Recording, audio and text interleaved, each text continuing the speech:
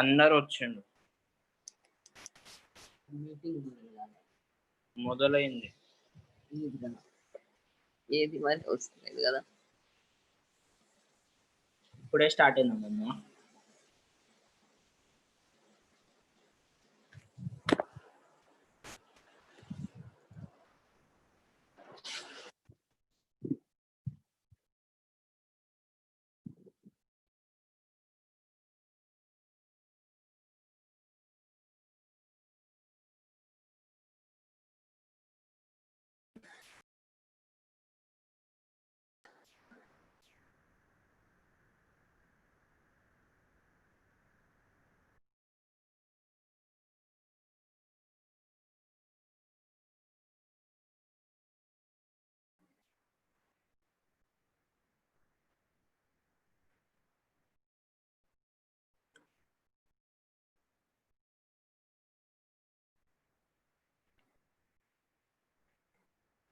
Hare Krishna.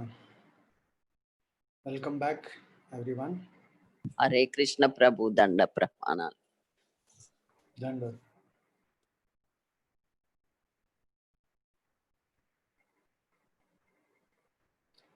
Can someone call audio is okay? Is that Hare okay? Krishna Prabhuji. Hare Krishna. So you all can hear me, right? Okay, that's good.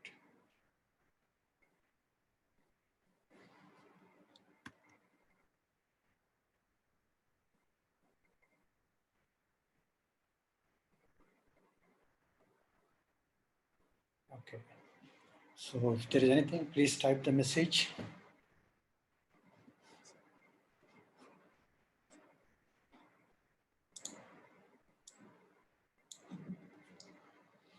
Om Ajnanatimirandasya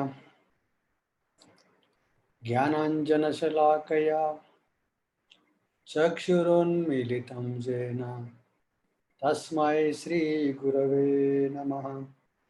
Shri Chaitanya Manobhishtam Stapitam Yena Bhutale Swayam Rupa Kadamayyam Dadati Swapadhantikam Vandeham Shri Guru Shri Yuta Padakamalam Shri Gurun Vaishnavamscha Shri Rupam Sagrajatam Sahagana Raghunathanvitam Tam Sajivam Sadhvaitam Savadhutam Parijana Sahitam Krishna Chaitanya Devam Shri Radha Krishna Padan Sahagana Lalita Shri Vishakhanvitamscha Hey Krishna Karuna Sindhu Dinabandhu Jagatpate Gopesha Gopika Kanta Radha Kanta Namostute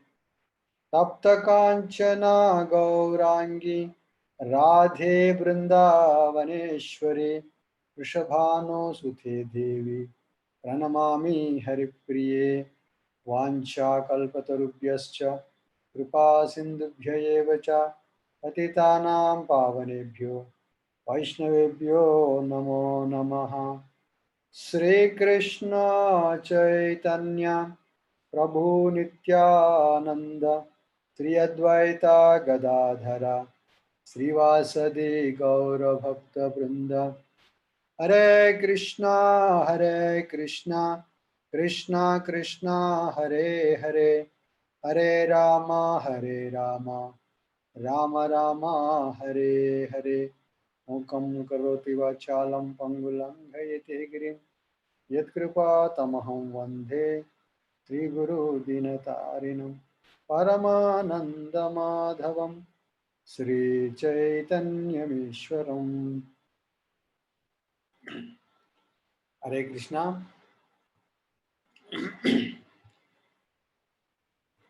Welcome back. Thank you everybody for joining this yajna. So before entering into today's chapter, I would like to recap a little bit last 2 days what has happened. If somebody joins today, they can get some idea what has happened so far.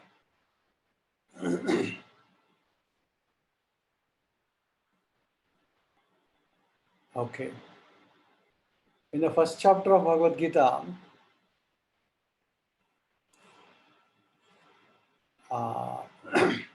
in introduction, the expectation was that we have to accept Krishna as the Bhagavan, at least theoretically. If we accept wholeheartedly, practically, that's well and good. But if that is not possible, at least for these 18 days, we have to accept Krishna as the Supreme. Because that's what Bhagavad Gita is saying.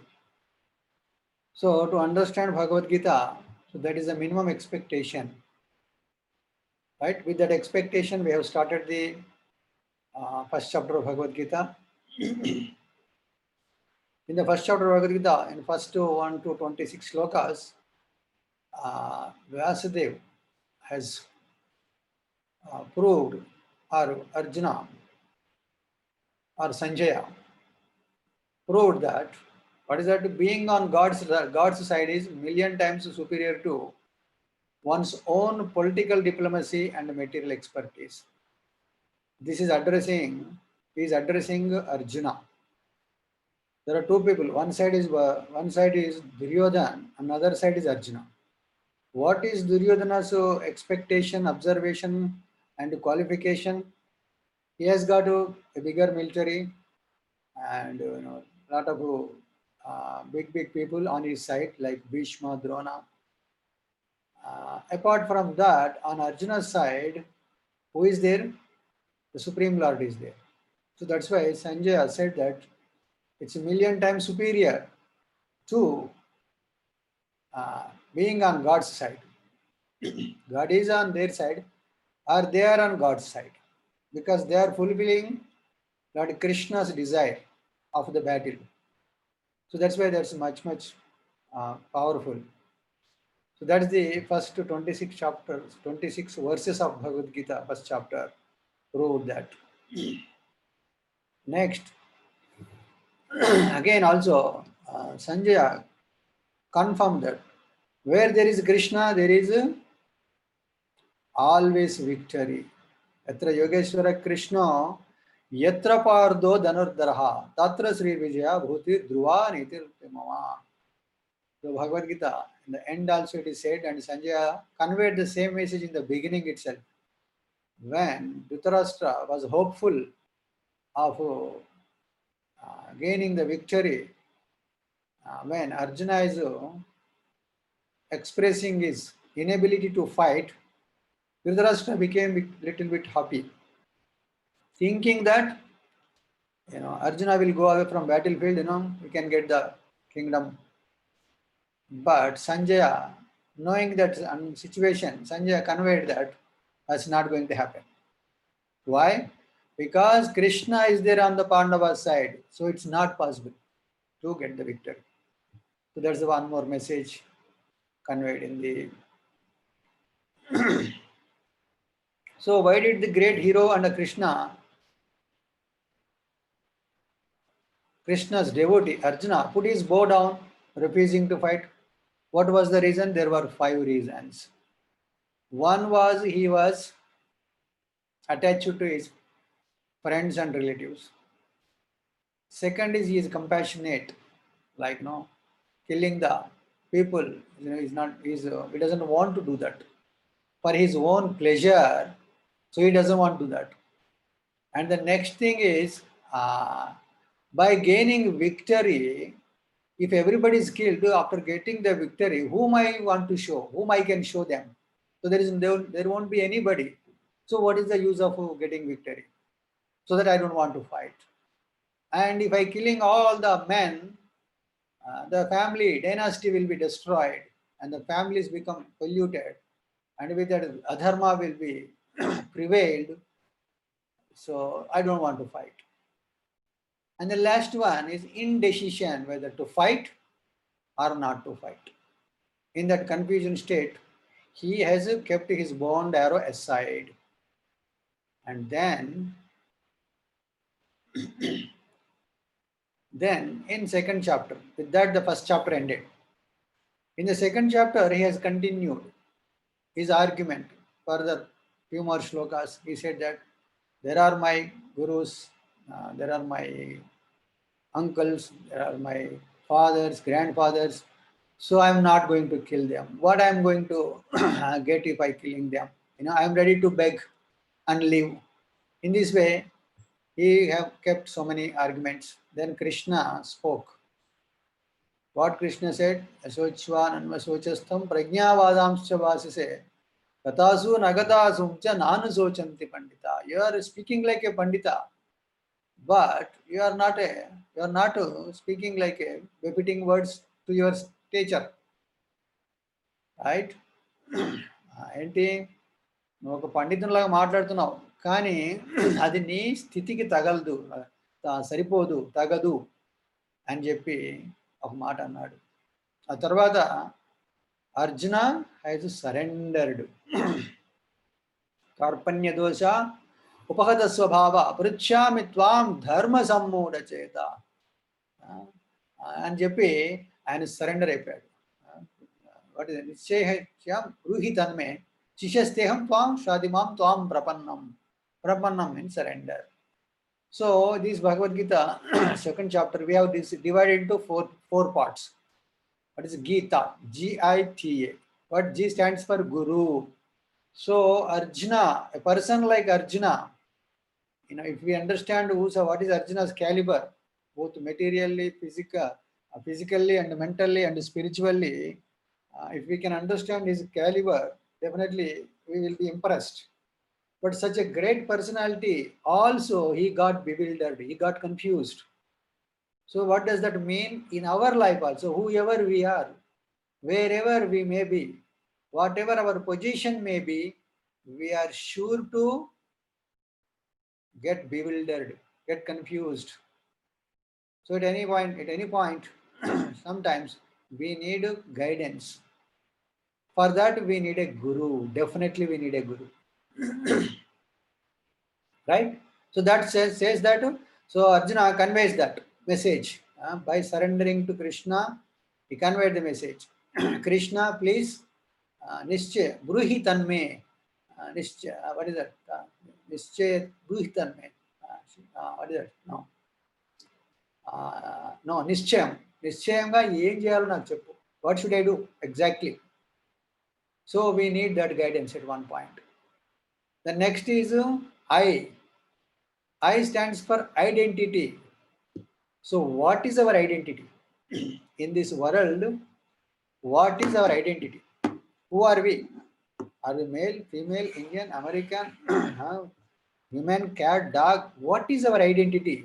Who am I? Who are you? That is the biggest question. Many people, after having their so-called education, also they don't know this fundamental thing. Right? So Krishna conveyed that message. In the chapter we have discussed elaborately. We are not this body, we are a spirit soul. Aham Brahmasmi. Right? So Krishna said how we are living in this body as Atma. We are not a body, but we are Atma living in this body. Just like a driver driving the car. So car is compared to the body and the driver is compared to the soul, Atma. So with that understanding, Krishna conveyed to Arjuna that this soul, we are all souls. So we will be always there. We will never die. We were there in the past. We are there in the present. We will be there in the future. For Atma, there is no death. As individuals, not like something else. As individuals, we are all individuals, right? We are all individuals on this conference call. Maybe how many? Maybe 20, 30 are there, right? So we all will be there. We all will be there all the time. So that message Krishna conveyed in the first around 20-25 slokas, the identity is given, right? And next, third one is two duties. As a human being, we have got two duties. Why two duties? Spiritually, we are Atma. Materially, we are body. On the bodily platform, we have got one duty. On the spiritual platform, we got one duty. On the bodily platform, what is the duty? According to our Varnasrama, we have a duty. 4 Varnas, 4 Ashramas. Brahmana, Kshatriya, Vaishya, Shudra. These are the 4 Varnas. And 4 Ashramas. Brahmacharya, Grahastha, Vanaprastha, Sannyasi. These are the 4 Ashramas. So at any point of time, we will be having either we will be having two things, one ashrama and one varna. Right? Somebody may be a Brahmana grahastha, somebody may be a Kshatriya grahastha, somebody may be a Brahmana brahmachari, somebody may be a Shudra grahastha. Right? The combination is there. So according to that combination, we have given some prescribed duties. It is called Vidyukta Dharma. Karma or Vidyukta Karma or Vidyukta Dharma. Dharma actually. Karma and Dharma is the right word. So Vidyukta Dharma. So for Arjuna, he is a Kshatriya Grahastha. He is a Kshatriya. Means he has to protect, he has to fight, and he is a family man. So he has got a duty on that platform. As a Kshatriya, he has to fight. He cannot accept a Brahmanical duty like I'll go and read the scripture, and I'll go meditate, I'll preach, I'll beg. No, that is not possible because he's a Kshatriya. He cannot do that. Right? So next, that is a bodily platform level dharma. For all of us, we all have got this prescribed duties there. That is one dharma. That is called conditional dharma or conditional duty. Duty means dharma here. Right? That is a conditional duty. Why it's a conditional? Because we are conditioned in this body. We are captured in the body. We are caged in this body. That's why it's called constitutional, no, conditional duty. And the next one is constitutional duty. What is the constitutional duty? According to Constitution, our original situation, we are Atma. And we are part and parcel of Paramatma, the Supreme Lord Krishna. Mamai Vamsha Jivaloke Jivabhuta Sanatana. So we are eternally part and parcels of Krishna. So what the part do? What the part does? The part has to serve the whole. The body, the hand. The hand is part of my body.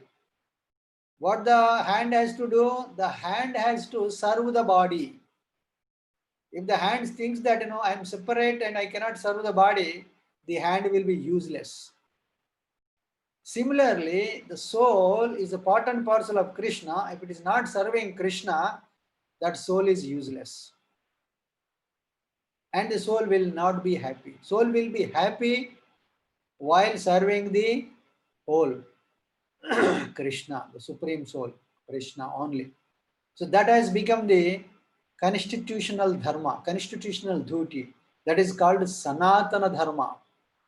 Eternal duty of a living entity, eternal duty of a soul is to serve the Supreme Lord. That is called Sanatana Dharma. If at all you hear anything outside, any other definition for Sanatana Dharma, you should not accept. Why? Yesterday we have given elaborate explanation. What is the dharma means? What? Character. Inseparable character. Inseparable character of chili is spicy. Inseparable character of salt is saltiness. Inseparable character of water is liquidity. Right? In this way, inseparable character of sugar is sweet. Similarly, inseparable character of jiva our Atma, our soul, is the service. That is why we have been serving day in and day out. We have been serving somebody. Worst case, we are serving ourselves. But you serve yourself or you serve out others, it's all temporary and you will not be happy and you will not be satisfied. Till the time you serve the Supreme Whole, the Supreme Lord, Sri Krishna. So that is the Sanatana Dharma. Right? Two things. One is material Dharma, another is spiritual Dharma. The spiritual Dharma is called Sanatana Dharma. So Krishna told Arjuna, either you have to do these two things. On the bodily platform, being a Kshatriya, you have to fight. On the spiritual platform, you are part and parcel of me, and I am telling you to fight, you should fight. So there is no option given to Arjuna to escape from the battlefield. So then the last one is A, Gita, Gita. A is like, what is that? Atmaram. Krishna said, if you do these two things, you will become Atmara. You will become Sthita Prajna. Right? You will be happy.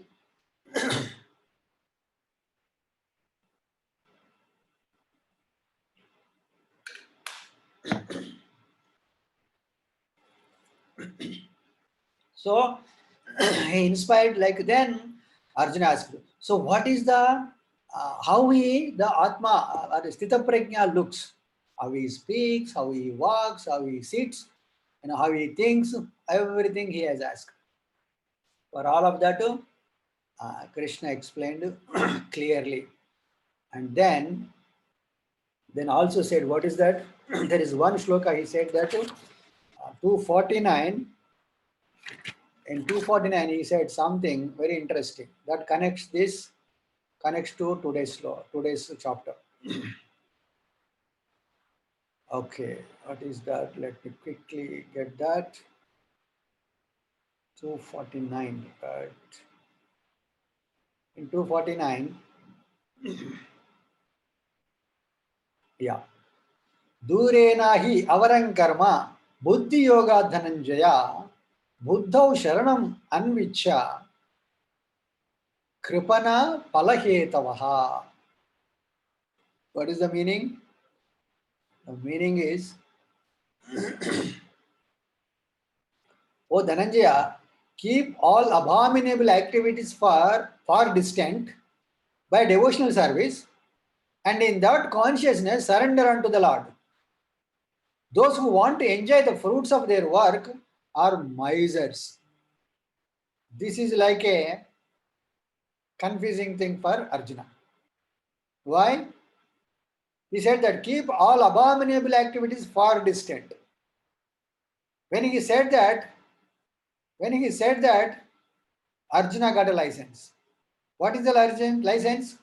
Keep all abominable activities. So what is the abominable activity here? Killing so many people is an abominable activity. Then Arjuna thought that, okay, I should not fight. And keep all abominable activities far distant by devotional service. And when he said that devotional service, okay, I can go to Himalayas and I can simply meditate. I can renounce. Because devotional means renounce, right? And in that consciousness, surrender unto the Lord, he said. But those who want to enjoy the fruits of their work are misers. And also he thought that when I am killing, I am enjoying the fruits, I am a miser. I am a kripana. So I want to become a brahmana. So what I will do? I will renounce and go. So now the third chapter starts. Okay, the third chapter is divided into three, right? Three, not three. It's a tree. TREE. So what is the TREE? E stands for tree. T stands for Tyaga or renunciation or work. Now, Tyaga, renunciation of work. Oh no. Sorry. Renunciation or work. Two things are there. Yes. Either renounce or work. Two things, right? He said, Krishna said that in this shloka, what he said, you can do two things. You can become a devotee, devotional service, or you can work. How? Keep all abominable activities. That is for renunciation, right? And by devotional service. So then that is like work. So which is better? Here the doubt came to Arjuna. Let's see what the first shloka says here.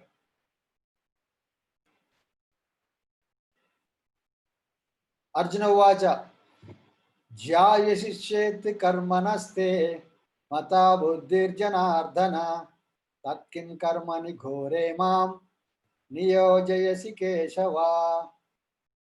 What is saying? Arjuna said, "O Janardana, O Krishna, O Keshava, why do you want to engage me in this ghastly warfare if you think that intelligence is better than fruitive work?" Intelligence, he said that, what is Krishna also said, intelligence, buddhi yoga. Buddhi yoga means use your intelligence to take a decision.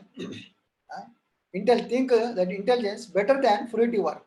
Fruitive work, what is that fruitive work? Fighting. If you fight, you will get victory or defeat. It's like a fruitive work. Kamya karma. So if you think that this is better, then why you are engaging me in Ghore Mao? He said Ghore Mao. Why is the ghastly warfare? Why you are asking me to engage in ghastly warfare? He said that. Another statement.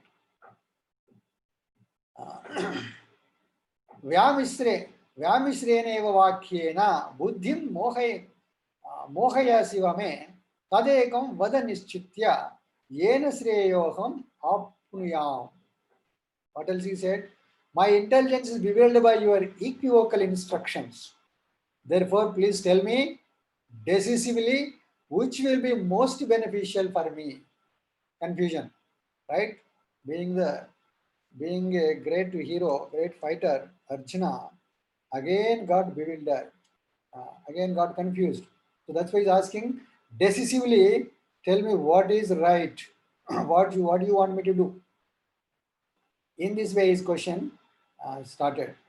Now, Arjuna, Krishna answered, Sri Bhagavan Uvacha, Lokesmin Dividhanishta Pura Proktamayānaka Jnana Yogena Sankyanam Karma Yogena Yoginam. The Supreme Personality of Godhead says, "Oh, sinless Arjuna, I have already explained that there are two classes of men who try to realize the self.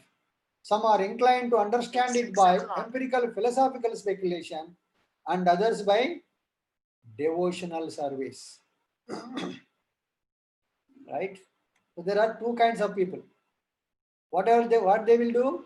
They will understand the truth, or they understand or realize the self in two ways. One is this philosophical speculation, that is a jnani, and others by a devotional service, is a bhakta. There are two people are there, right?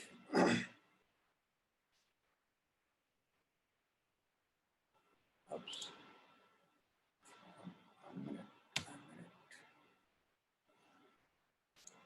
Okay, so in this, let's come back to this Tyaga or work. We'll come back that. Before that, I'll give this. R stands for rungs on yoga ladder. Just like, what is that? Yoga. There are 4 yogas: Karma Yoga, Jnana Yoga, Dhyana Yoga, Ashtanga Yoga, and Bhakti Yoga. So that is also going to be dealt in this 3rd chapter. And then exemplary Karma Yogis. How Karma Yoga? This chapter is called Karma Yoga, right? So how is Karma Yoga is exemplary, is an example for many people. And then enemy of the soul. Who is the enemy of the soul? Soul means what? We are all souls. Who are all our real enemies in this world? So these 4 things are described in this chapter. We will be discussing them clearly. Now, Tyaga, renunciation or what? Which is better? Renunciation or work? Which is better? So Krishna tells here. So Arjuna's confusion, renunciation or action. So first 3 to 6 shlokas. Now I just described 3 shlokas here. Renunciation is a jnana yoga, is difficult. So prescribed action with detachment, nishkama karma yoga, is better for Arjuna.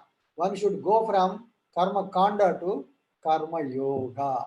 In these first 16 shlokas, Krishna recommended Arjuna to do the karma yoga, and he also explained about jnana yoga also. What is jnana, right? And next, 70, even if Arjuna is qualified for renunciation, he should still do Nishkama Karma Yoga to set the right example. Well, Arjuna is thinking that it is better to do the renunciation. If at all, for argument's sake, if we take it also, he should not do that. Why? If he does that, he is not setting a right example. Right? Being in exemplary position, what he has to do? He has to fight. He has to fight. So that is the reason. Next, so let's go and okay, let's deal with this. And so there are 2 types of people: jnana yogis who renounce work, and karma yogis who do prescribed work. Right. So one with an impure heart should perform prescribed activities for purification of the heart. This is explained in next 13 verses. Let us understand this. One with an impure heart should perform prescribed activities for purification of the heart. Generally, what the people do, without proper understanding, proper experience, prematurely they try to renounce. Right? Then what happens?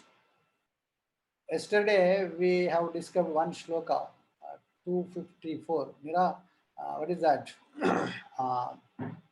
Rasavajyam rasopyasya param drishtvan vartate. When we try to renounce forcibly, try to control our mind and senses forcibly, what happens? We will be enjoying them on the mental platform. Physically, we might be renouncing them, but on the mental platform, we will be meditating on them. That means we are enjoying more. So that is why Krishna is telling to Arjuna, prematurely renouncing is not recommended. Instead of that, you work, what is that, prescribed duties. You do the prescribed activities for purification. According to the Vedic regulations, rules and regulations, you try to enjoy those or try to work on those so that you will be purified. And once then you can go to renunciation. Then it works. Otherwise, so it will be a big problem for you. He said that. One with an impure heart. So your heart is not purified. Why? Because still the heart is hankering for those things. According to your varna asrama, you are supposed to do certain things. But if you do without doing those things, if you prematurely take sannyas or renunciation, you will not be successful. You will be coming back. And worst case, you will be coming back. That we will see in so many places. So if you look at the picture, so what is happening? There are so many sadhus. So what they are doing? They are smoking ganja. And sadhus are also playing football. What does that mean? That means they did not lose their taste. They might have renounced everything. They might be living by begging also.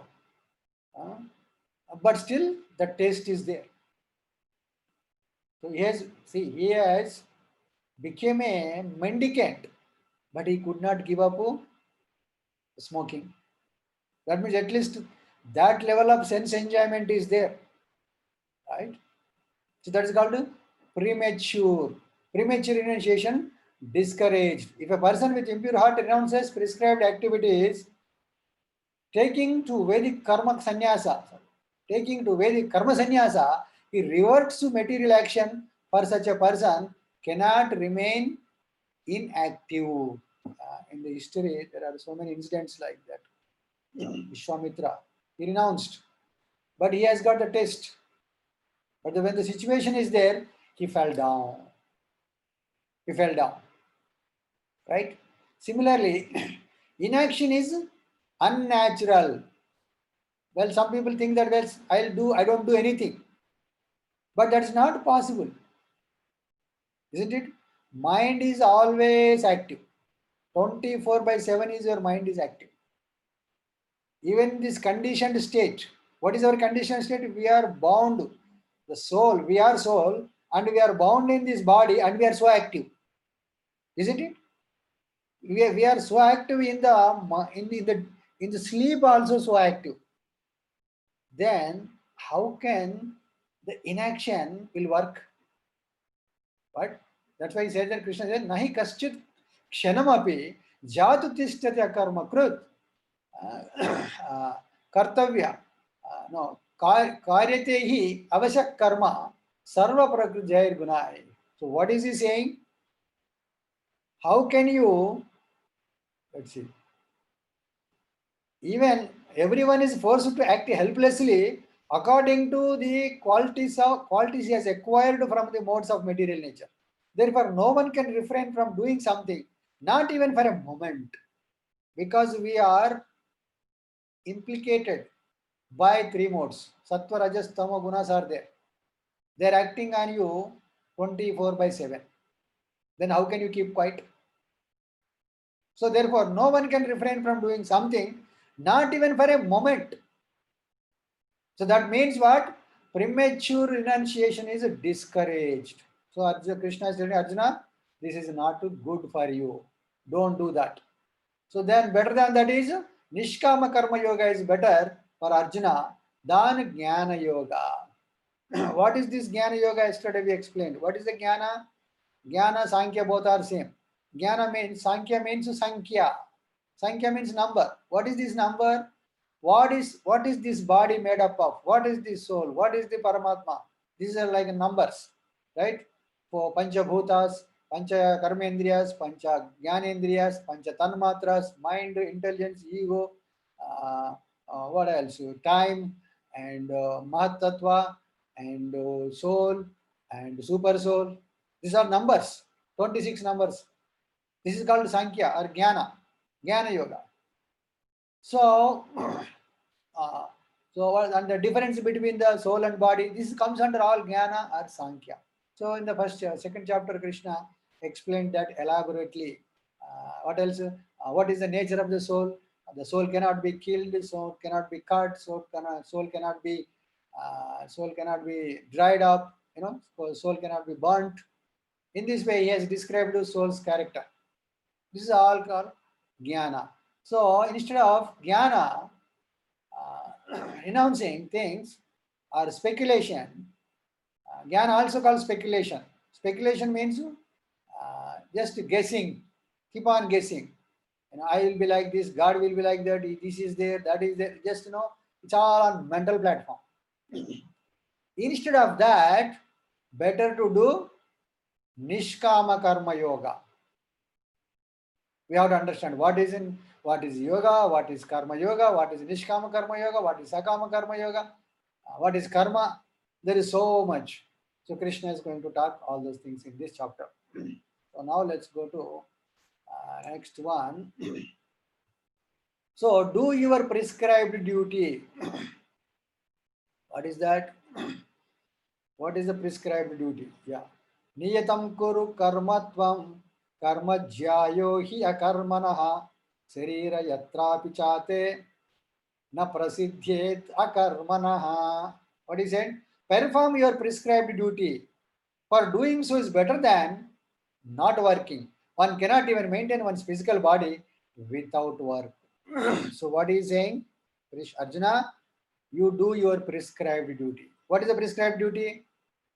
Yesterday we discussed that. What is the prescribed? on the bodily platform, Swadharma, right? Two dharmas. Prescribed duty is to, as a fighter, fighting. Prescribed duty is fighting. So perform your prescribed duty. For doing so is better than not working. Why? Why? One cannot even maintain one's physical body without work. Can anybody maintain our body, especially being a grahastha? Can we maintain our body without working? We have to do something to live. So for that reason itself, at least you should do work. You should do karma. But by performing actions, one may become bound up by those activities. Now another problem came. Well, you are telling me to work. Work means action. Action means reaction. Reaction means binding. Good means good binding. Bad means bad binding. Right? Sakarma or vikarma. Vikarma means bad work. Right? Bad activity. So then bad reaction. Then good sakarma means sukarma or sakarma means good action, means good result, binding. So both are bound up. But by performing actions, one may become bound up by those activities. Then what should we do? How do we do that? Work for Vishnu and avoid bondage. That is called akarma. That is mentioned in the 9th shloka. Yajnartat karmano anyatra loko yam karma bandhanaha tadardam karma kaunteya mukta sanga samachara. Problem is there. Solution is also there. What is the solution? What is the problem? Binding is the problem. By whatever you do, you are bound up. In this material world, whatever you do, even if you don't do anything, if you simply sitting also, you will be bound. Why? By eating, by breathing, by drinking, all these ways you are doing some action. That's why Krishna said, you cannot stop even for a moment without acting. By breathing itself is action. Would you like to stop breathing? What happens? You will die. So for that you have to breathe. When you breathe, what happens? So many microbes are going inside. You are killing them. It's an action. Right? For that, the reaction is there. To live your life, you have to eat something. For that, you have to cook. Cooking means you have to cut something, at least to plants. You have to. There are so many plants is a life. Cutting it in the cooking process, so many living entities are died. That is an action. You are drinking. There are so many microbes in the water. You are drinking them. They also died. So can you stop acting? Can you stop getting reactions? You cannot stop. So that is why what you have to do? Yajnartat karmano. Yajnartat karma. Yajna means what? Yajna means Vishnu. Yajna, why? Vishnu. Yajna means Vishnu. Right? Yajnartat karmana. Anyatra, if not, lekapothe, lokoyam karma bandhanaha. Otherwise, what happens? This karma will bind you. That's why whatever you do it for the pleasure of the Supreme Lord. Indirectly, Krishna is telling Arjuna, Arjuna, you have to fight for me. I am telling you to fight, you fight for me. Even though you are killing, it is not going to bind you. Isn't it? Just like a soldier is taking a gun and going onto the border and killing hundreds of soldiers on the other side. For that, he is getting awards, rewards. In that way, if you are working for me, you will not incur any sin. It is not going to bind you also, bind also. Right? So that is there. Okay. So tadartham karma kaunteya mukta sanga samachara. So that tadartham karma. That's a yajnartha karma. Tadartham karma kaunteya mukta sanga samachara. So it's going to liberate you from those from that association. So that is the solution given to Arjuna. Now let's go next. rungs on yoga ladder. Rungs means steps, right? A ladder is there. On the ladder, 1, 2, 3, 4, 5, 10 steps are there. They're called rungs. It's like a yoga is like a ladder. Right? What is the yoga? What is the yoga ladder? The first step is karma kanda, then karma yoga, then jnana yoga, or jnana kanda or jnana yoga, and then bhakti yoga. So let us understand what is karma, what is karma kanda, what is karma yoga, and what is sakama karma yoga, what is nishkama karma yoga, what is jnana kanda, jnana yoga, and bhakti yoga. This is need to understand. This is very important. Okay, here is the yoga ladder, extended yoga ladder. In this extended yoga ladder, if you down the what is the first step in the ladder? That is animal life. Animal life or animalistic life, both are same. Animals are living. How they are living? Do they have any choice? Animals don't have any choice. They go by their instinct. Instinct means whatever the desire, they have to fulfill it. Doesn't matter. They are completely bound up by rules. They cannot bypass those rules. A cat is there. It has to live like a cat. It has to eat like cat. It has to sleep like cat, isn't it? It is like it is speak like cat. Dog is there. It has to live like dog. It has to eat like that. Similarly, tree is there. For every all at least yesterday we mentioned that how many 84 lakhs of species are there. Out of them 80 lakhs are other than human beings. Only 4 lakhs are human beings. So the 80 lakhs are animals, trees, plants, reptiles, all those things are there. So that is animalistic life, animal life. Right? In that animal life, yesterday we also mentioned that what is the ahara nidra bhayamaidunanja samanyametad pashubir narana. So what is the animal will do? Eating, sleeping, mating, and defending. Right? Ahara, nidra, bhaya, and maidana. Only 4 things. They have to do only 4 things. Is there anything extra in them? Nothing. Nothing. So next to ahara nidra bhaya maidunanja samanyametad pashubir naranam धर्मो हि तेषाम अधिको विशेषो धर्मेण हीनः पशुभिः समानः. If a human being, the so-called human being having 2 legs, 2 hands and a head, if he is also doing those 4 activities, eating, sleeping, mating and defending, if he is not doing anything other than those 4, he also called as a animal. And his life is called animalistic life. As an atheist, he is an animal. Because he doesn't have anything else. He's not doing anything better than animal. Even after having a PhD, double PhD, triple PhD, he's not doing anything better than animal. In fact, it's worse than animal. Because why? Without working very hard, animal is living peacefully. After studying for 30 years, getting so many degrees, he's still doing living a animalistic life. So it is starting ladder. The starting step in the ladder is called animal life. In that way, he will be living for one, 2 lifetimes. In one lifetime, he will get a chance. Understand that, okay, there is God. I'm trying to control so many things, but I'm not controlling anything. I am getting baffled at every step. Then he will come to his senses. Oh, there may be something else other than me, or somebody else other than me who is controlling. Then he will come to that stage.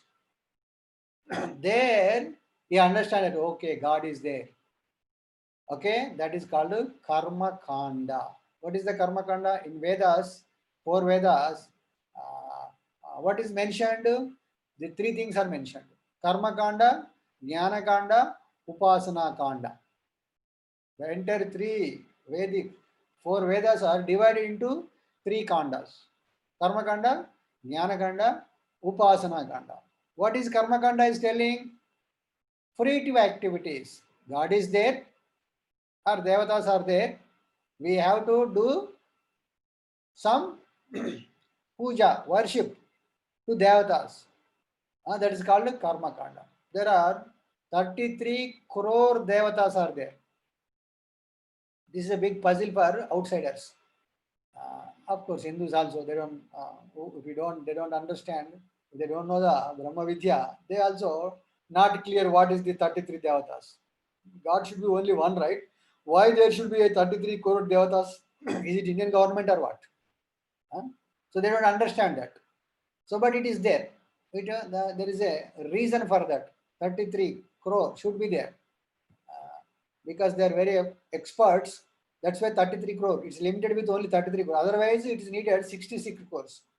If it is like Indian government or American government, government employees and government ministers and presidents and everything is like it is needed that 66 crores. But though Devatas are, they are working for the Supreme Lord, they are very efficient. The recruitment is very efficient recruitment. They are efficient people. Only 33 crores are needed. With that 33 crores, the entire universe is being maintained.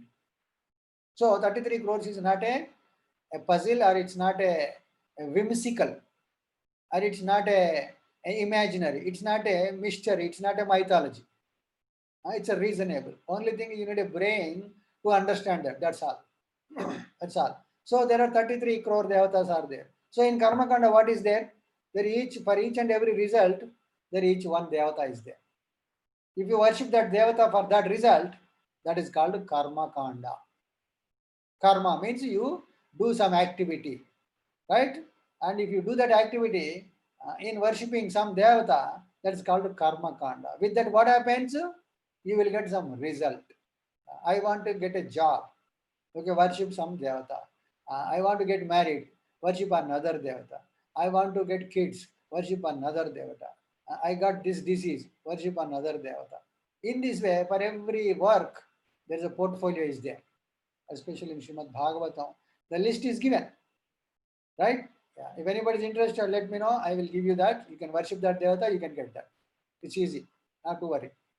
So this is karma kanda. So some lifetimes we have to spend in that dharma, artha, kama, moksha. What is this dharma, artha, kama? What is this dharma? Nothing but karma kanda. We are doing some karma kanda. That is called dharma. Even though it is mentioned in Vedas, but that will not give you happiness. How? Why? I'll tell you that. So first we do dharma. What is that dharma? Some worship, some devata. Dharma. For what?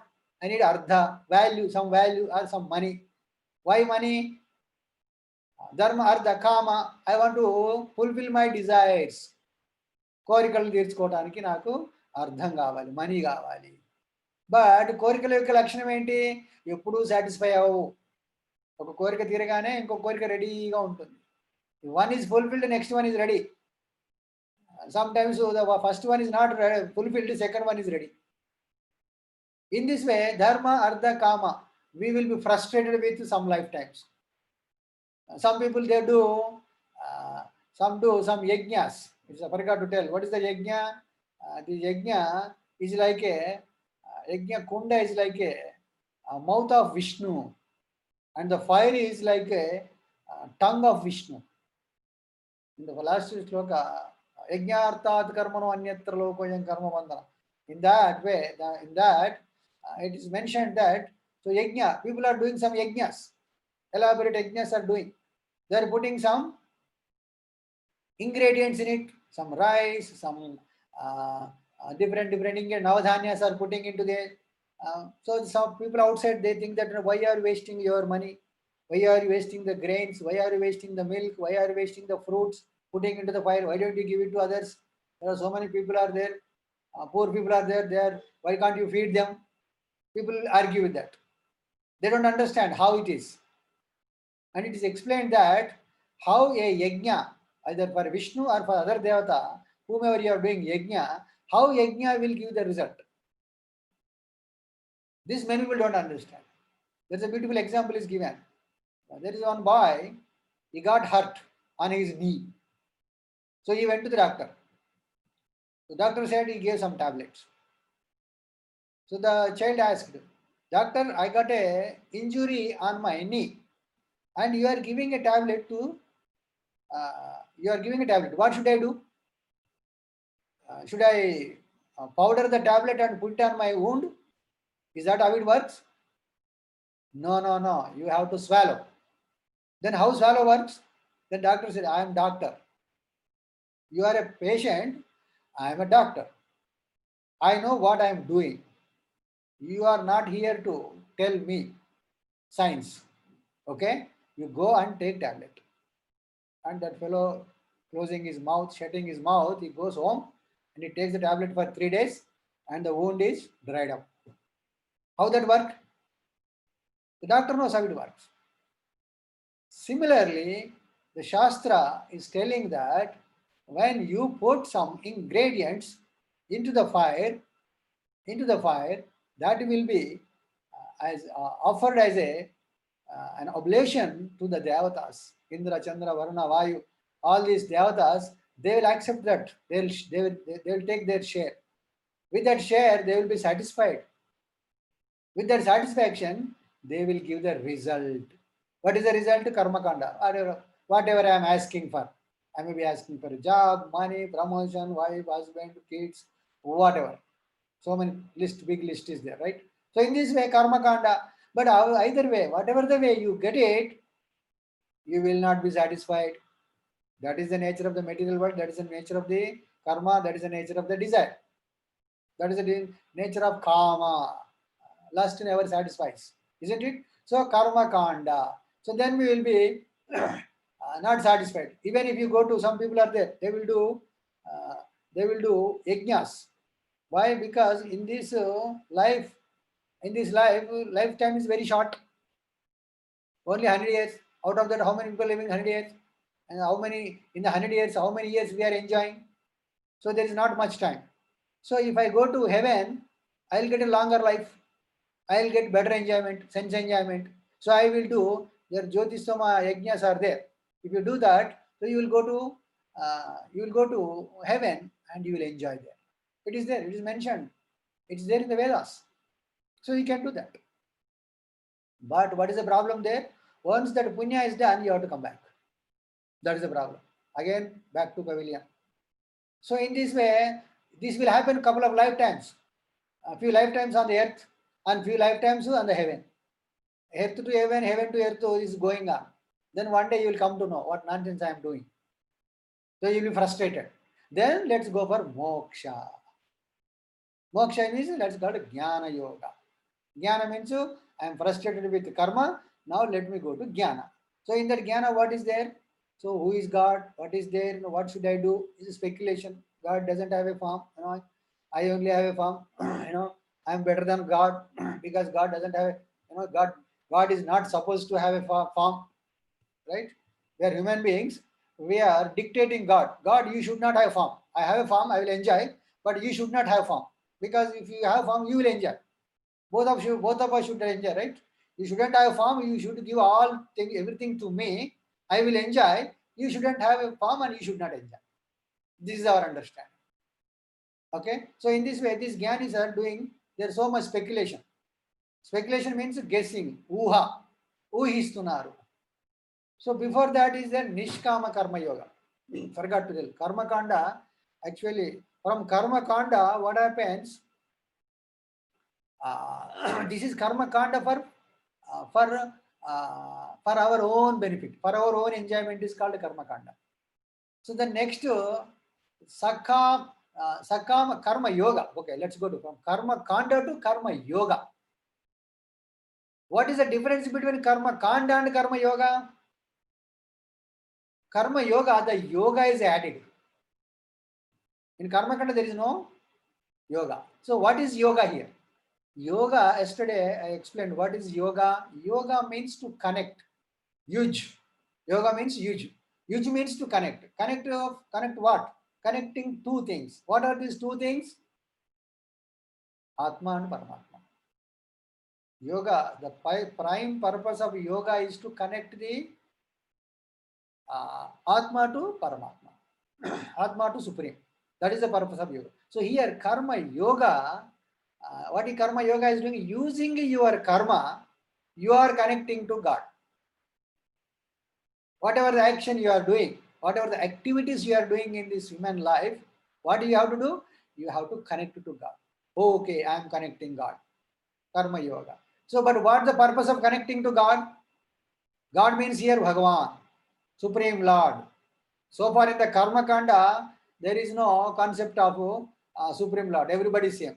You worship everybody. Whomever, whatever you want, something you want, go to somebody. Like that. But here, the concept of Supreme Lord, there are 33 crore Devatas are there.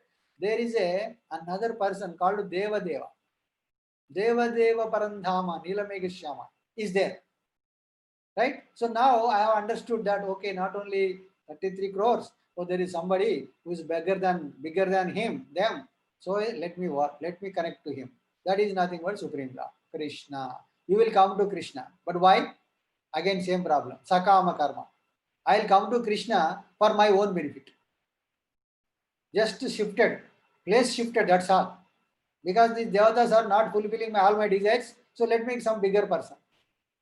So I come to Krishna for my own benefit. That's called Sakama Karma.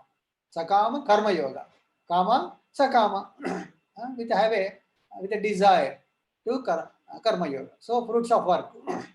That what you want? Fame, wealth, everything. My name should be come in the newspaper. I do so many this thing, that thing. In this way. That is a Sakama Karma. Then that is also will not give you any satisfaction, because again you are there in that. It will not give you any happiness. Then next go to Nishkama Karma Yoga. Again, yoga, Karma Yoga, Nishkama Karma Yoga. This Nishkama Karma Yoga, you don't have any desire. You will be doing it for the pleasure of the Lord. You are not expecting any result. Whatever it comes, I don't care. I just try to work for Krishna. That's what Nishkama Karma Yoga, Krishna is recommending Arjuna to do that. You do your work for me. Karmanyeva adhikaraste ma palleshu kadachana ma karma palaheturbhu ma te sangostu akarmani. In the second chapter we read that. So he mentioned there. Nishkama Karma Yoga also mentioned in the second chapter. But he did not elaborate it. Why? Because Arjuna was in grief. When somebody is in grief, we should not give full information. We should not open a big book and tell him. It is said that never advise for people. In the Shastra, it is said that never advise four people. Who are these four people? Never advise somebody who is in grief, who is crying, and don't go to him and tell him all the details. Don't give philosophy especially. Oh, this is your karma, that's why you are suffering. Don't tell all this, because he's in grief. It's not relevant. He will become angry. Next, don't advise wife and husband when they quarrel. This is not recommended. Right? First person, one is in grief. Second person, never advise to wife and husband. And the third one, never advise, one more, what is that? Never advise when you are not hired. Unless somebody asks you, then you can do something, but otherwise you should not advise. Free advice are not good. I forgot one more thing. Hopefully I'll get it. One is this one. I'm not getting. Okay. So in this way, four people. So here Arjuna, Krishna knows that. That's why, what did he do? In the beginning of the second chapter, Arjuna is in grief. He did not give elaborate information. Sakama this, Nishkama that, Jnana this, Buddhi that. He did not give. He just simply threw information so that Arjuna should understand that, oh, there is something I can get benefited. And చెప్పడానికి ఏం చేశాడు కృష్ణుడు, just give the summary of Bhagavadgita so that Arjuna will be relieved. Oh, I have some solution, because he asked the solution.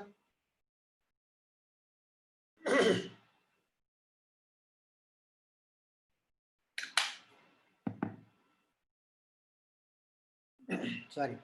So in that way, point is, so Nishkama Karma Yoga. Yeah. So he explained about the Nishkama. So he said that you do this Nishkama Karma Yoga. That is nothing like Bhakti Yoga. What is Bhakti? Work for Krishna is Bhakti. So Nishkama Karma Yoga is you work for me without any reason, without any expectation. So that is called Nishkama Karma Yoga. So the next comes Jnana Yoga. So here Jnana Yoga, next chapter is called Jnana Yoga. We will be discussing that. Why Jnana Yoga? Generally, in our college, what is it? First we will get the knowledge, theoretical knowledge, and we will go to lab, right? Karma. But here, Krishna wantedly explained Karma Yoga first, Jnana Yoga later. Why? By working, you will get some practical knowledge. That is why in second chapter, it is not that Arjuna doesn't have any theoretical knowledge. He gave some theoretical knowledge, but not elaborately. With that minimum theoretical knowledge, Krishna is sending to practical laboratory. He is sending. That is Karma Yoga. Karma Yoga means you work. When working with minimum knowledge, you will learn more. This is like learning on the job. This is like learning on the job. You know, in the software industry, people, they have little knowledge about that software. But then when he is thrown into the project, he will learn more because learning on the job itself. Right? In that way, Krishna recommended Arjuna to do the Karma Yoga. Work for me. With that, you will learn more. Then I am making you to sit and giving all the knowledge. Instead of doing that, first you go into the field and you work whatever I'm saying, and you will get more knowledge. With that knowledge, if you go to again the theoretical knowledge, you will understand better. That's why he gave the Jnana Yoga next chapter as fourth chapter. You are getting it? So it is Jnana Yoga. What is that Jnana Yoga? Accumulating knowledge. Right? So with that accumulation knowledge, next comes the Ashtanga Yoga. Ashtanga Yoga is mystic siddhis, meditating on Paramatma. Like, getting the perfections, walking on the water, drinking the fire. So there's so many yogis, they do all these things. How they are doing? By this Ashtanga Yoga process. Ashta Anga. Ashta means 8. Anga means limbs, 8 limbs. Yama, Niyama, Asana, Pranayam, Pratyahar, Dharana, Dhyana, Samadhi. These are the 8 limbs of that yoga process. So whatever the yoga you are seeing outside in the world, in newspapers, in TVs, movies, everywhere, yoga is there, right? What is that yoga? That yoga is nothing but Ashtanga Yoga. In that Ashtanga Yoga, they are practicing only one limb of it. What is that? Asana. Yoga asana. The entire, the people who are practicing, bending their bodies like this and that, what is that? Yoga asana. It is called 1/8 of Ashtanga Yoga process. That itself is called as yoga. No, that is not yoga. It's yoga asanas. We are so lazy to call it as yoga asanas. We swallowed the asan and we are just pronouncing yoga. Yoga. But it's not, that's not a complete yoga. And that is not the purpose of yoga. The purpose of yoga is not to bend your body, become fit. Become fit in many ways, physically, mentally, spiritual. No, that's not. The purpose of yoga is to connect to God, connect to Supreme. That is the real purpose. So here, Ashtanga Yoga. And then ultimately the Bhakti Yoga. The last rung of the ladder is called Bhakti Yoga. So this is it's like a progressive path. That's all. But people say, no, I am a Karma Yogi, you are a Jnana Yogi, he is a Bhakti Yogi, he is a this Yogi. No, these are all part of Bhakti Yoga only. Ultimately, the culmination is in Bhakti Yoga. All the yoga land in Bhakti Yoga. What is that Bhakti? Bhakti means loving, devotional service to the Supreme Lord. That is what Krishna explained in second chapter called constitutional duty, Sanatana Dharma. All this yoga is part of Sanatana Dharma. Unless you reach to the Bhakti Yoga, you have not done any Sanatana Dharma. Right? Through Bhakti Yoga, what you have to do? Bhakti means Sanatana Dharma. Bhakti Yoga means Sanatana Dharma. So ultimately, these are all part of Sanatana Dharma. Unless you reach that Bhakti last rank of ladder, you are not doing any Sanatana Dharma. So this is the explanation. It's called extended yoga ladder. Okay, there is some explanation is given, so that we can take up later. Let's go to next. Okay, yoga ladder, progressive yoga ladder. This is a little bit of difference is there. Animal life, that is the first rank of ladder. What is that? Unrestricted sense gratification. The atheists who doesn't have any idea of life, any idea of God, so he is doing unrestricted sense gratification like animals. That's why it's animal life or animalistic life. Next is regulated sense gratification.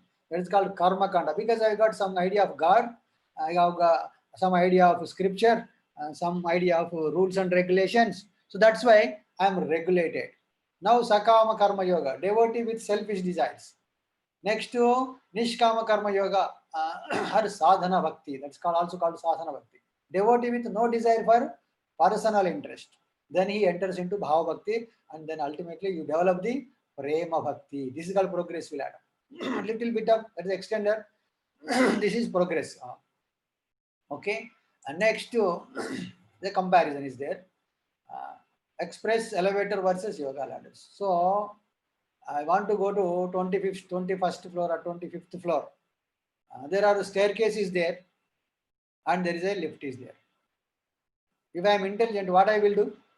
I simply jump into the lift and I press the button. I'll go to the last floor, 25th floor. Or if somebody is there, no, I don't want to get onto the lift, so I'll go on staircase. Okay, you are welcome. You can go. So the yoga ladder, the people who are following from animalistic life to bhakti yoga, they are going like karma yogi, jnana yogi, dhyana yogi, ashtanga. In this way they are going. So let us, Arjuna recommends here the bhakti yoga process. He already mentioned that little cryptically in the second chapter itself. Here he is elaborating little bit.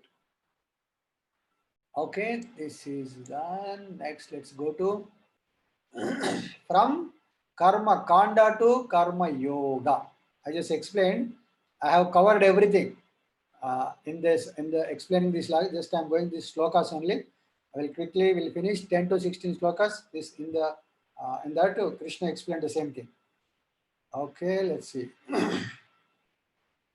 सह यज्ञ प्रजा प्रजा सृष्ट्वा पुरोवाच प्रजापति अनेन प्रविशद प्रविशद्भम येष एवोष्ट इष्टकामदृक्.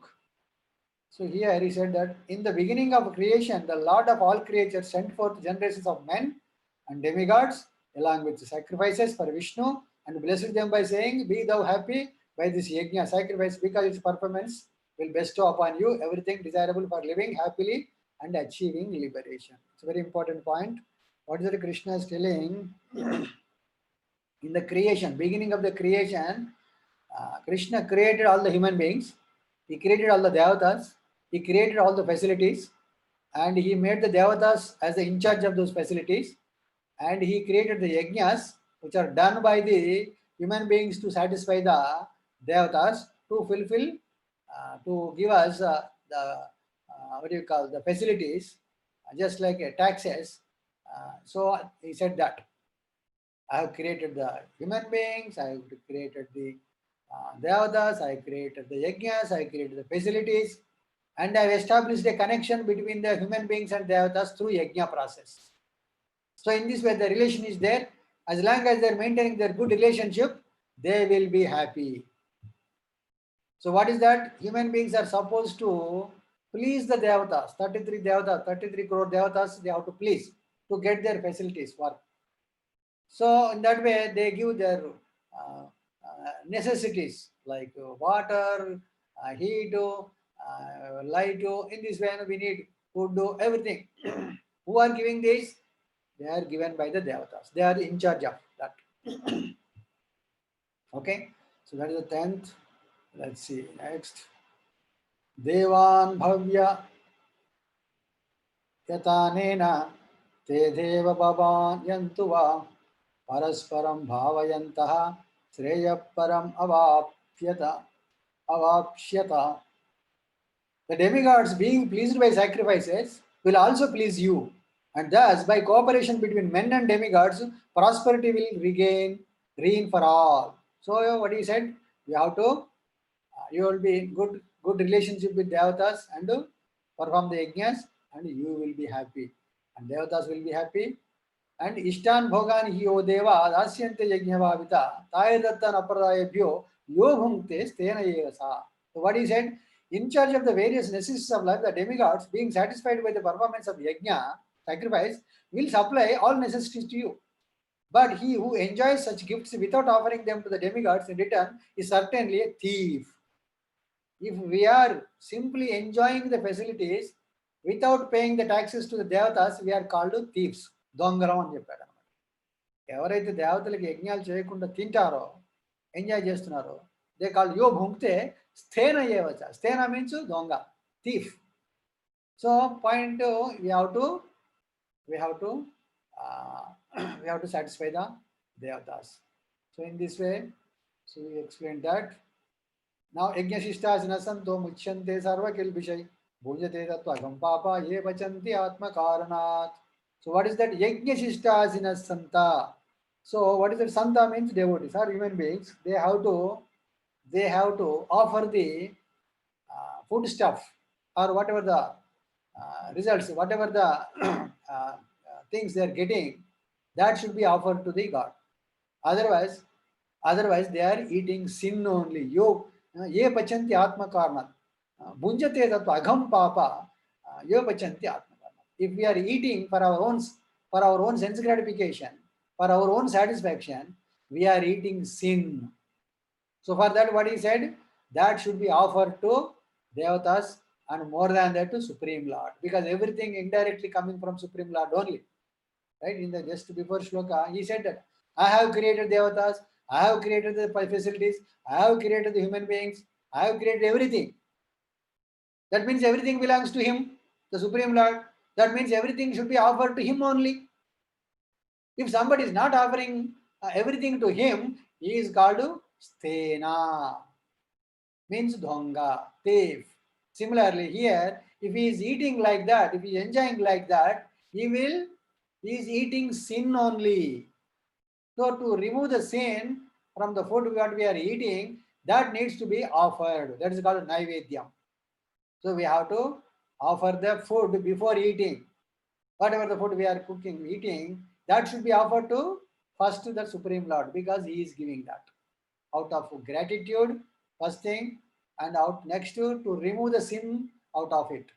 Even though it is a nicely earned food, also it is sin involved in it.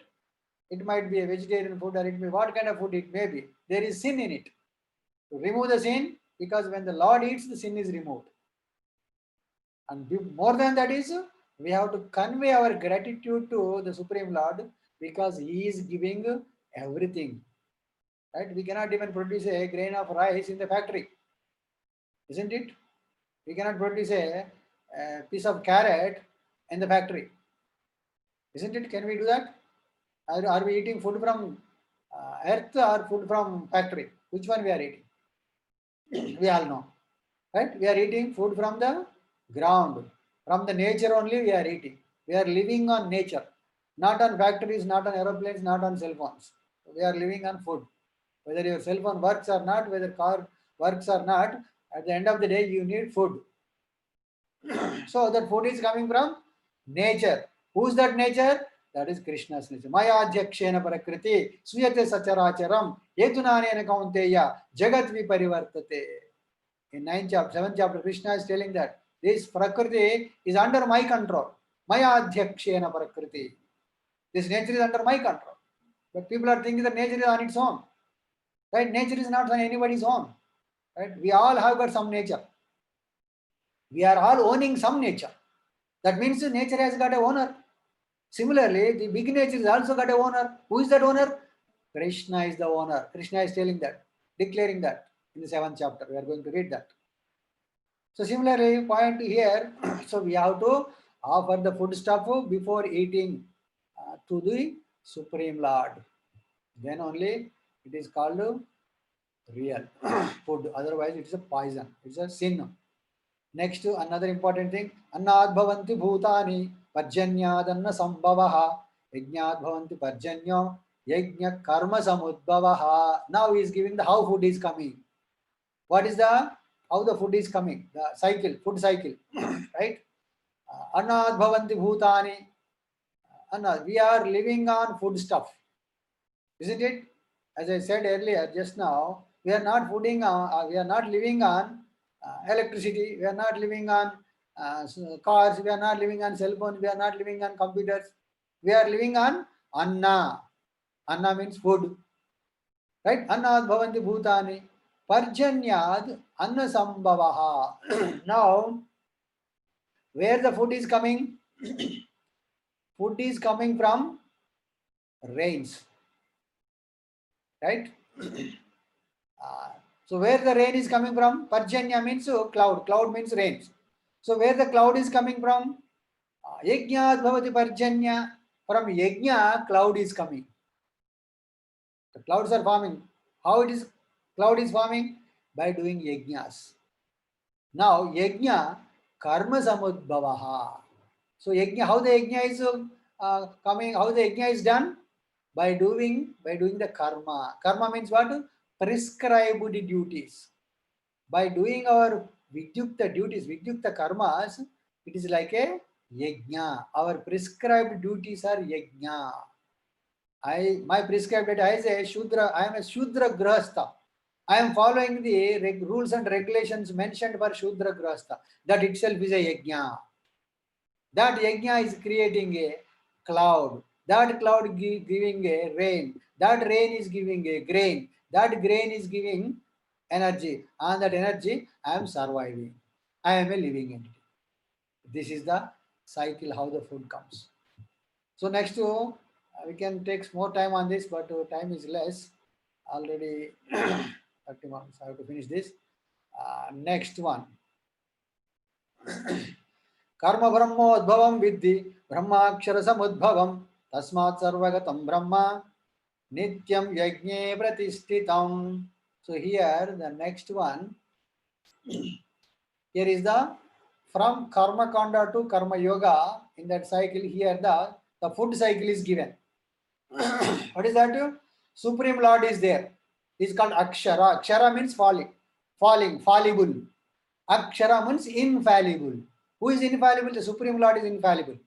All the 33 crore devatas are fallible. Fallible means they will die. 33 crore devatas will fallible, they will die. They have to change their bodies. Death means changing the body. Second chapter of Bhagavadgita. Death means what? Changing the bodies. They are not dying actually. So devatas also they have to kshara, means they have to die. So whereas Supreme Lord, he is not doing that. It's called, that's why he's called Akshara. Because that's why he said Brahma Akshara Samudbhavam. So what is that Brahma Akshara? Karma Brahmodbhavam Vidhi Brahma Akshara Samudbhavam. So here the connection from the Supreme Lord, Vedas are coming. The instructions are coming. 4 Vedas came from the Supreme Lord. He only gave the 4 Vedas through Brahma. Supreme Lord instructed Vedas to Brahma, and Brahma through Vedas, what came? Prescribed actions are there. Prescribed action duties are Shudra, Grahastha, Brahmana, Brahmachari, Kshatriya, what do you call? Kshatriya, what do you, Vanaprastha. These are combinations are there. So the prescribed duties are there. Actions are where they are mentioned. They are mentioned in the Vedas. That's why they are called prescribed. If you go to the doctor, he gives the prescription. How the prescription came? He read some scripture, he studied, he worked, and he made the prescription. And you have to follow the prescription. Similarly, here prescribed duties are there, where they are mentioned in the Vedas. So that prescribed actions are nothing but karma, especially sakarma. So from the prescribed activities, it is sacrifice or yajna. It's coming yajna. We are doing those actions, that itself is a yajna. I am getting up in the morning, 4 o'clock, driving 2 hours, going to some place, working like a donkey, getting some money. This is all called yajna. This is all called yajna. Because it's a prescribed duty. I am a Shudra Grostha, I have to work like a donkey. Isn't it? So I am doing that. It's a yajna. There may not be a yajna kunda, there may not be ingredients, nothing is there compared to yajna, but still it is a yajna. Why? It's a prescribed duty. Why? It is coming from Vedas. Why? It has come from Supreme. Next, sacrifice. What the sacrifice does? Raining clouds, parjanya. Because of this, this yajna, it is giving some rains. Especially if it is a sukriti or what do you call prescribed duty, so we will get good rains. If there are so not rains, in that means people are not doing prescribed duties. They are doing all prescribed duties, unprescribed duties. All nonsensical works they are doing. That's why we are not getting rains. If it all get the rains, they are not in time. So that is the reason. That means sin is increasing. That's why we are not getting rains, enough rains, proper rains. So this is the thing. So raining clouds. And from there, what else comes? Food grains. From rain, grain. Isn't it? Without rain, will there be any food? 1 year, 2 year, 3 year. After that, you have to starve. No rain. No rain means no grain. Then no grain means no brain. Right? Unless you eat grain, then your brain will not work. Isn't it? On Ekadashi, we don't eat.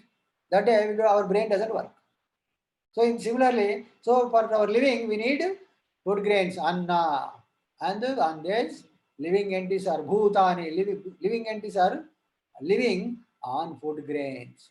Ultimately, that food grains should be offered to the Supreme Lord, and then we have to eat. Without wheat, that should be offered to the Supreme Lord. This is the cycle. Right? Then that is what mentioned in this chapter. Cycle of sacrifice. Now the lesson 3, quickly 10 minutes, no 30 minutes are there. I'm going to finish this 30 minutes. 2 more topics. Exemplary Karma Yogis. Karma Yoga is exemplary. Why? Why Karma Yoga? Why not Jnana Yoga? Why not Dhyana Yoga? Why only Karma Yoga exemplary? Why not Bhakti Yoga? Right? So we see that here. Now let's go to 17 to 35. Evam pravartitam chakram nanuvartiyati iha aghayurindriya ramo mogam pardha sajivati. In 16th sloka, what is saying? My dear Arjuna, one who does not follow in human life the cycle of sacrifice that is established by the Vedas certainly leads a life full of sin. Whoever is not following this life of sacrifice, this cycle of sacrifice, whoever is not following, they are sinful. If whatever, anywhere, if you are missing that cycle, we will become sinful. So living only for the satisfaction of the senses, such a person lives in vain. His life is waste.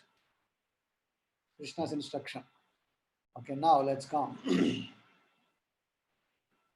So link.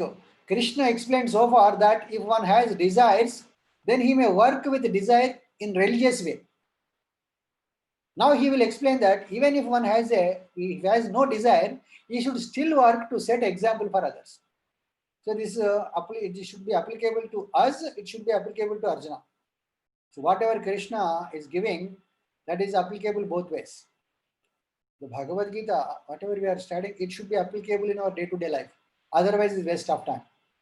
This 2 hours of crucial time is waste. When? If we don't apply whatever we are learning in our life. If it is not useful to our day-to-day life, whatever we are studying is waste. It's vain, in vain. Isn't it? So here it's saying, Krishna has explained so far that if one has desires, then he may work with desire in a religious way. There is nothing wrong in having desires. Right? But what is wrong? If you are trying to fulfill those desires in a wrong way, that is wrong. But there is a right way to fulfill the desires also.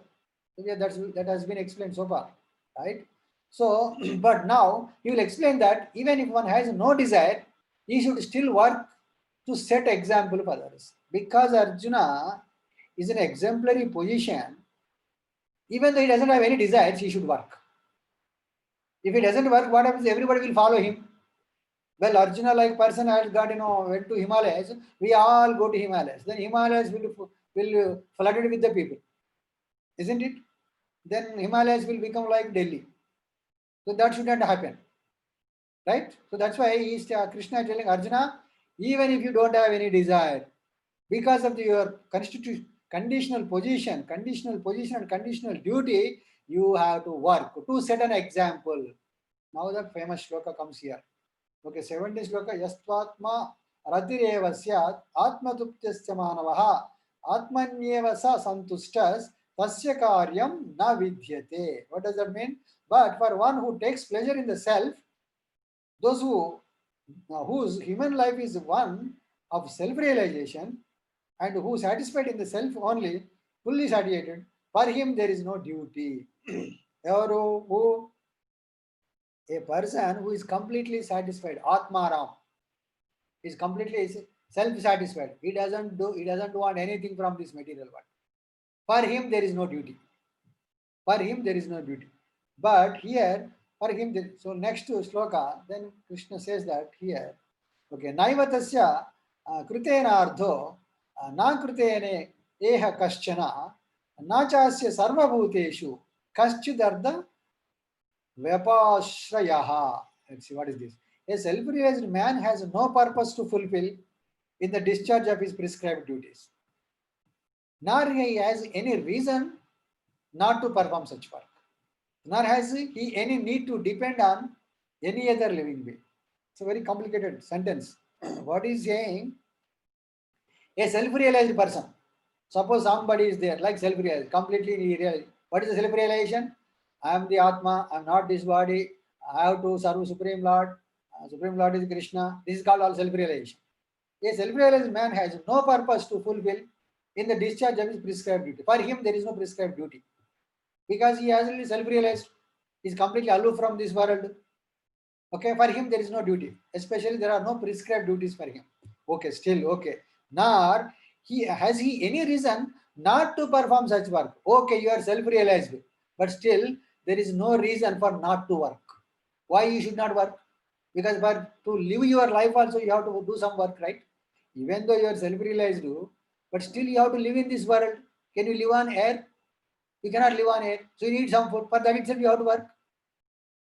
So that's why Krishna is telling, even if you are self-realized also, there is no reason to not to work also. So next he said that, nor has he any need to depend on any other living being. You don't have to depend on any other living being. Isn't it? Either way, you have to work. Ultimately, he is convincing.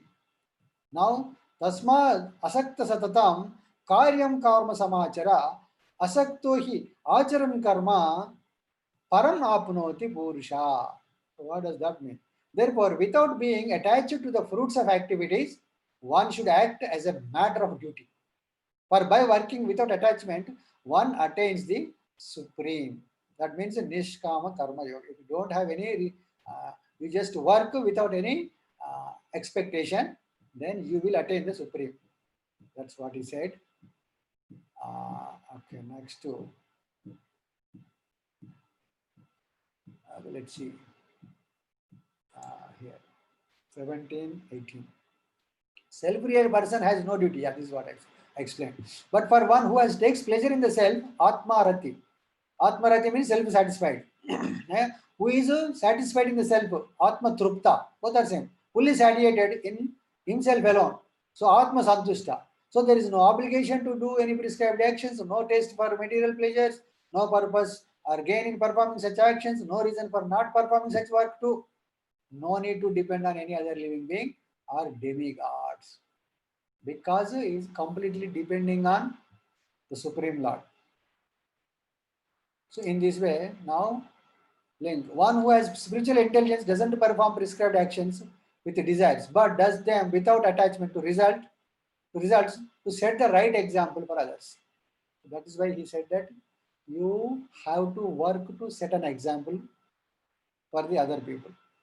Here the famous shloka comes. Obligatory work without detachment. Next, the famous shloka here. Arjuna wonders if there are any examples of persons who attained God consciousness by karma yoga. Thus, Krishna next cites the examples of other warriors who attained success through action. So, in the 10th yetu, karmenaivi samsiddhim आस्थिता जनकादयः लोकसंग्रहम् एवापि sampashyan kartumarhasi. So here Arjuna, for Arjuna he gave an example. Arjuna might have got some doubt. Is there anybody who worked like this and perfected his life? Then Krishna quoted Janaka. Who is Janaka? He is the father of Mother Sita, Mother Janaki. So he did, he is a karma yogi, best karma yogi. Karma yogi means he is a bhakti, great bhakta. Thus, he next he is quoting his example. He did that same thing. You don't have to worry that you are not the only person who is doing this. In the history, there are many people, and one of them is King Janaka. He just executed the karma yoga.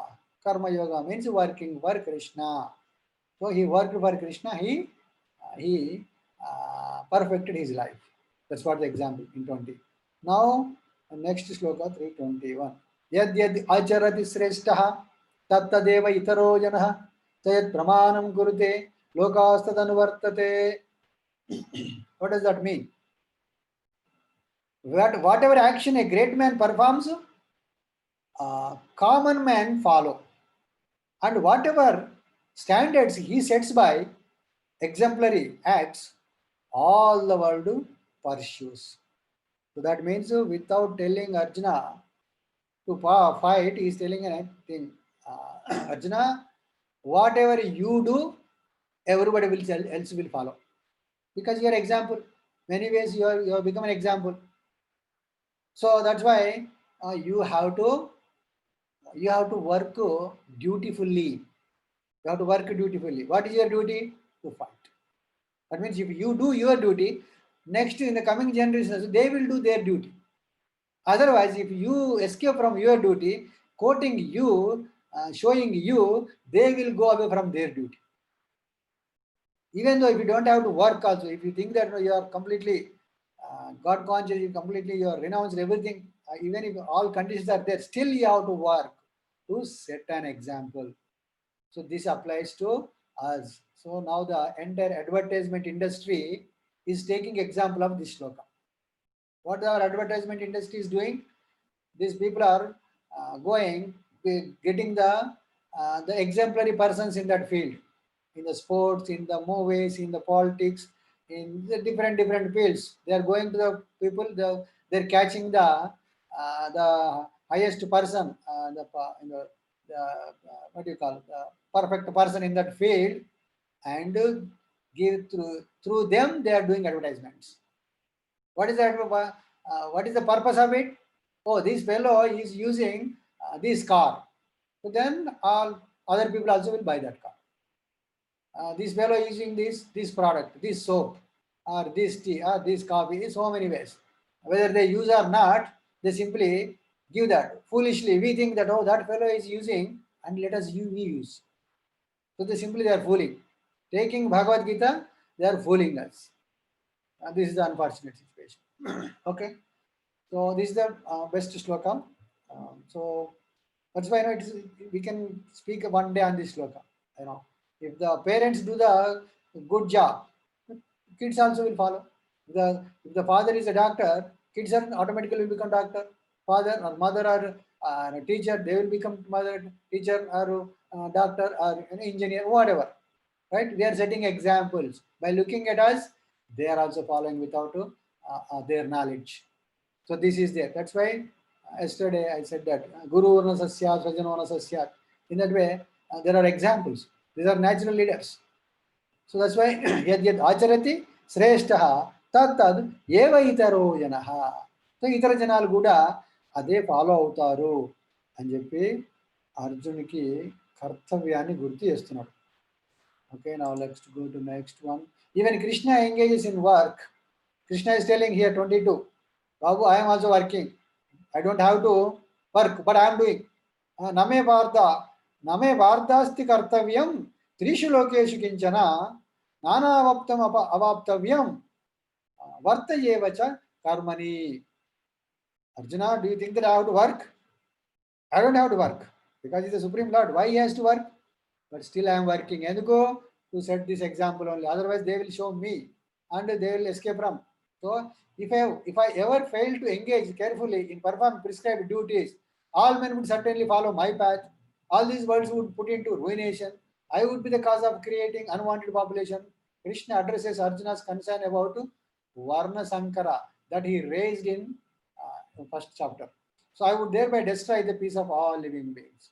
So he is putting himself as the example. Okay, let's go to quickly. Act without attachment to set example. 25th. Okay, yeah, same thing. Okay, next to 29, 27. Don't disturb the ignorant. Na buddhi vedam janayet ajnanam karma sanginam joshayet sarva karmani vidvan yukta samacharan. What does that mean? Let's see quickly. Hopefully this will finish. Oops. Okay. So here is saying, so as not to disturb the minds of ignorant men attached to the fruitive results of prescribed duties, a learned person should not induce them to stop work. Rather, by working in the spirit of devotion, he should engage them in all sorts of activities for the gradual development of Krishna consciousness. Somebody may be doing some nonsense work. Instead of stopping him completely, what do you have to do? You should not tell that, okay, don't work. Instead of that, what he should do? What he should tell? Babu, don't do that work, but do this work. Isn't it? In that way, you are engaging them. Otherwise, you are completely condemning them. Like, don't do anything means they don't do anything. Instead of doing that, do this. This is called diversion or dovetailing. It's called dovetailing. We have to dovetail our all activities in Krishna's service. With that way, our work is purified and our heart is purified. Instead of completely stopping work. Right? That is the application here. So next to, if both the person in knowledge, Vidwan, and the ignorant person perform work in a similar way, how to distinguish between them? So ignorant person thinks himself the doer. Prakrite kriyamanani gunai karmani sarvashah ahankara vimudatma kartaham iti manyate. So what is this? In this world, we think that the spirit soul bewildered by the influence of false ego thinks himself the doer of activities that are in actually carried out by the three modes of material nature. This is a little bit, okay, let me explain. What is this? Krishna is telling that we think that we are doing everything. Isn't it? Are we doing everything? I want to speak. I have a desire to speak. I have a desire to drag you all forcefully and make you sit here and I have to speak to you. I have that desire. If my computer is not working, can I do that? If I got some headache, can I do that? If you are all stuck with some work, can you come here? If your internet is not working, can you join? Even though you have desire, I have desire, can we connect? Can I speak? Can you hear? It's not possible. But how it is happening? Because the Prakriti. Because the Prakriti is doing everything. Prakriti means my body is Prakriti. I am the soul. This is my body is Prakriti. Similarly, the computer is Prakriti, internet is Prakriti, your body is Prakriti, everything is Prakriti. Except you are soul, I am soul. Apart from these two souls, everything else is Prakriti. If that Prakriti doesn't work, there is no class. There is no Bhagavadgita. That's why in the first session I told Bhagavadgita is talking about 5 subject matters. What is that? Ishvara, Jiva, Prakriti, Kala, Karma. So Prakriti is there. So ultimately Krishna is telling that everything is being done by Prakriti. Under whose control is Prakriti is there? Maya Adhyakshena Prakriti. It is under Krishna's control. Ishvara also came. Ishvara means controller. So controller is Krishna. So Krishna came into the picture, Jiva came into the picture, Prakriti came into the picture, time came into the picture, karma also came into the picture. Activity, this is the activity. So all the 5 subject matters of Bhagavad Gita came into the picture. This is Bhagavad Gita. Isn't it?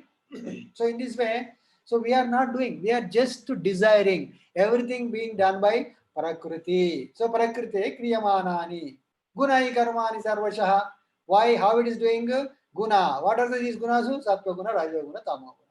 These 3 gunas are there. So because of the 3 modes, this material nature is working. See, the example is there.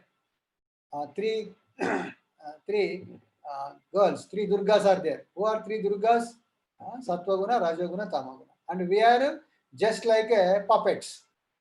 We are just like puppets. If the strings are broken, the puppet will not move. Right? So ignorant person thinks himself the doer, but we are not the doer. So the person in knowledge of the absolute truth, Tattva Ved, he won't think like that. Let's go here only. Okay, link. Having described about the Karma Yoga, Krishna will now mention that ultimately he is the object of it, and every activity needs to be done as an offering to him. Such Karma Yoga is actually Bhakti Yoga. Now Krishna is establishing the Karma Yoga. How Karma Yoga is exemplary. The third letter, Tree. The third letter is E. E means exemplary Karma Yoga. Why exemplary Karma Yoga? It is actually Bhakti Yoga. How it is Bhakti Yoga? When we do everything, when we desire everything for Krishna, then that everything is done by Krishna only through Prakriti. In that way, that's Karma Yoga. That's called Karma Yoga. That is nothing Bhakti Yoga. That is exemplary. This is actually summary of this chapter. The next is a little explanation.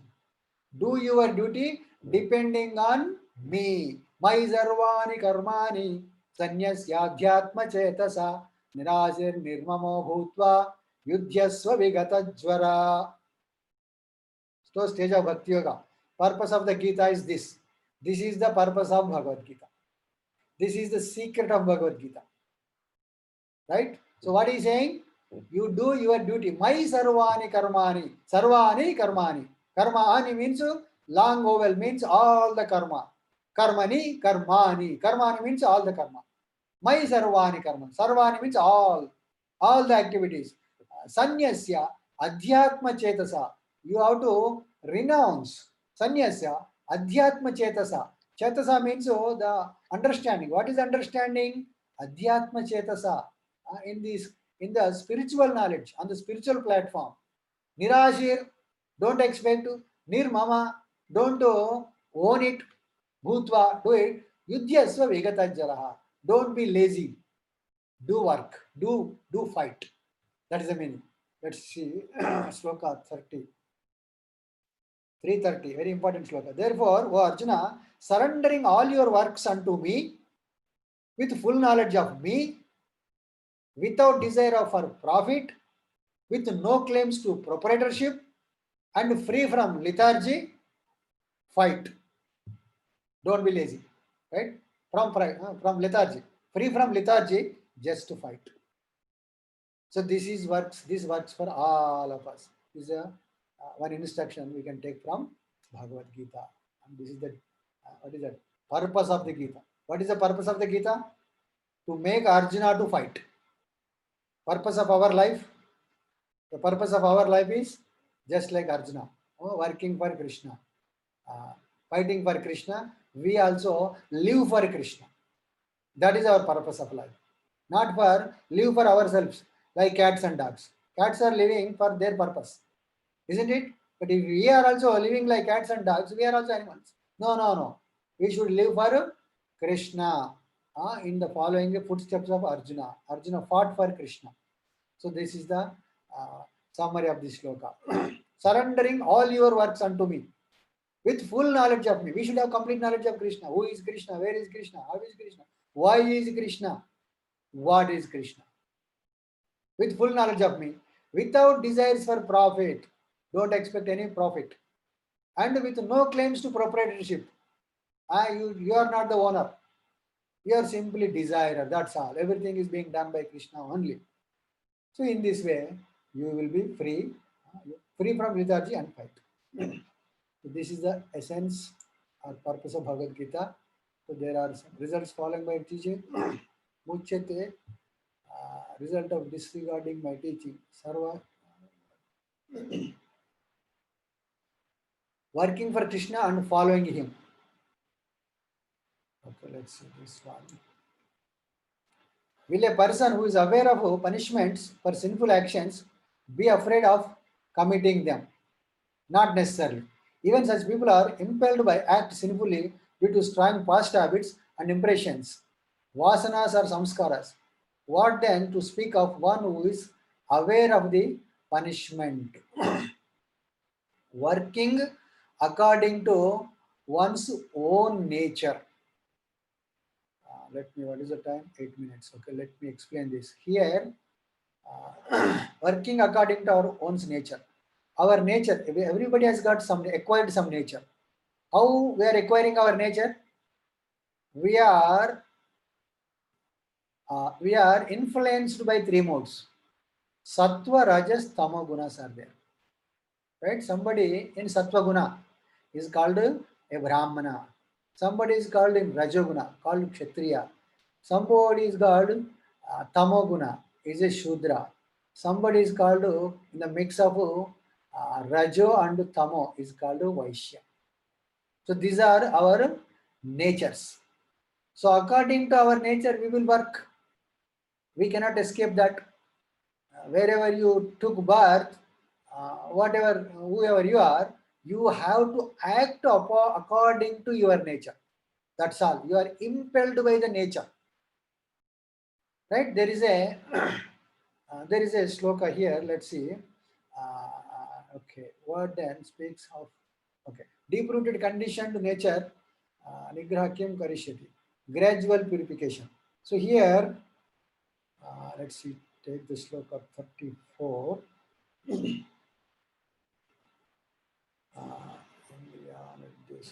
go to here. Okay. So basically, he's asking the question: how to purify, right? Deep-rooted conditioned nature is there. So then, by working that, gradual purification happens. Right there, let's see here, 34th sloka. There are principles to regulate attachment and aversion pertaining to the senses and their objects. So one should not come under the control of such attachment and aversion because they are stumbling blocks on the path of self-realization. There are principles to regulate attachment and aversion. So especially by reading Bhagavad Gita, whatever the nature we have, right, we will be working. But we have to regulate ourselves. Regulate means what? Regulating the activities like, controlling. Or what is the best word? Yeah, regulation is the best word. Kramanga, gradually, yes. Gradually, you have to uplift yourself. Instead of condemning itself, you should go step by step. Gradual process. So there are principles to regulate attachment and aversion. We have got attachments to certain things and aversion to certain things. So both are bad. Attachment is bad, aversion is also bad. So you have to regulate from both, from aversion to attachment. So especially aversion pertaining to the senses and their objects. We have got our senses and their sense objects, especially five senses, right? What is that? Like eyes, ears, nose, tongue, skin. These are senses, and sense objects are the sight and what is that? Sound, sight, shabda, rupa, rasa, gandha. In this way, sense objects. So for these, some of them we have some attached to, some of them we are aversion, opposite to them. So both are bad. Don't be averse and don't be attached. You should be neutral to them. So how that will come? By the regulation process. So one should not come under the control of such attachment and aversion, because they are stumbling blocks on the path of self-realization. Both attachment and aversion will become the stumbling blocks. They will become a blockade in the path of self-realization. How that will see. So gradual purification is there. Arjuna might ask, what if one adopts to others' duties such as non-violence rather than doing one's own duty of fighting the battle due to attachment and repulsion? So do your duty, don't imitate others. This is called Sreyan Swadharmo Vignaha Paradharma Swanushtita Tadharme Nidanam Sreyaha Paradharmo Bhayavaha. So okay, Arjuna, Krishna is telling that you might be doing somebody's job better. According to your nature, there are certain duties are there.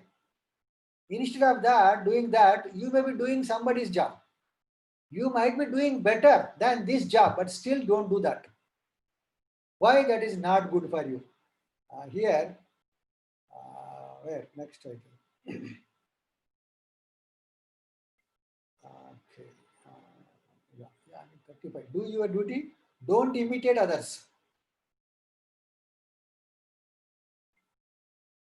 Yeah, Sreyan Swadharmo Vignaha Paradharmo. Yeah, it is far better to discharge one's prescribed duties, even though faultily, than others' duties perfectly. Why? Because you are imbibed, endowed with those qualities. That's why you are better situated in your own nature than somebody's.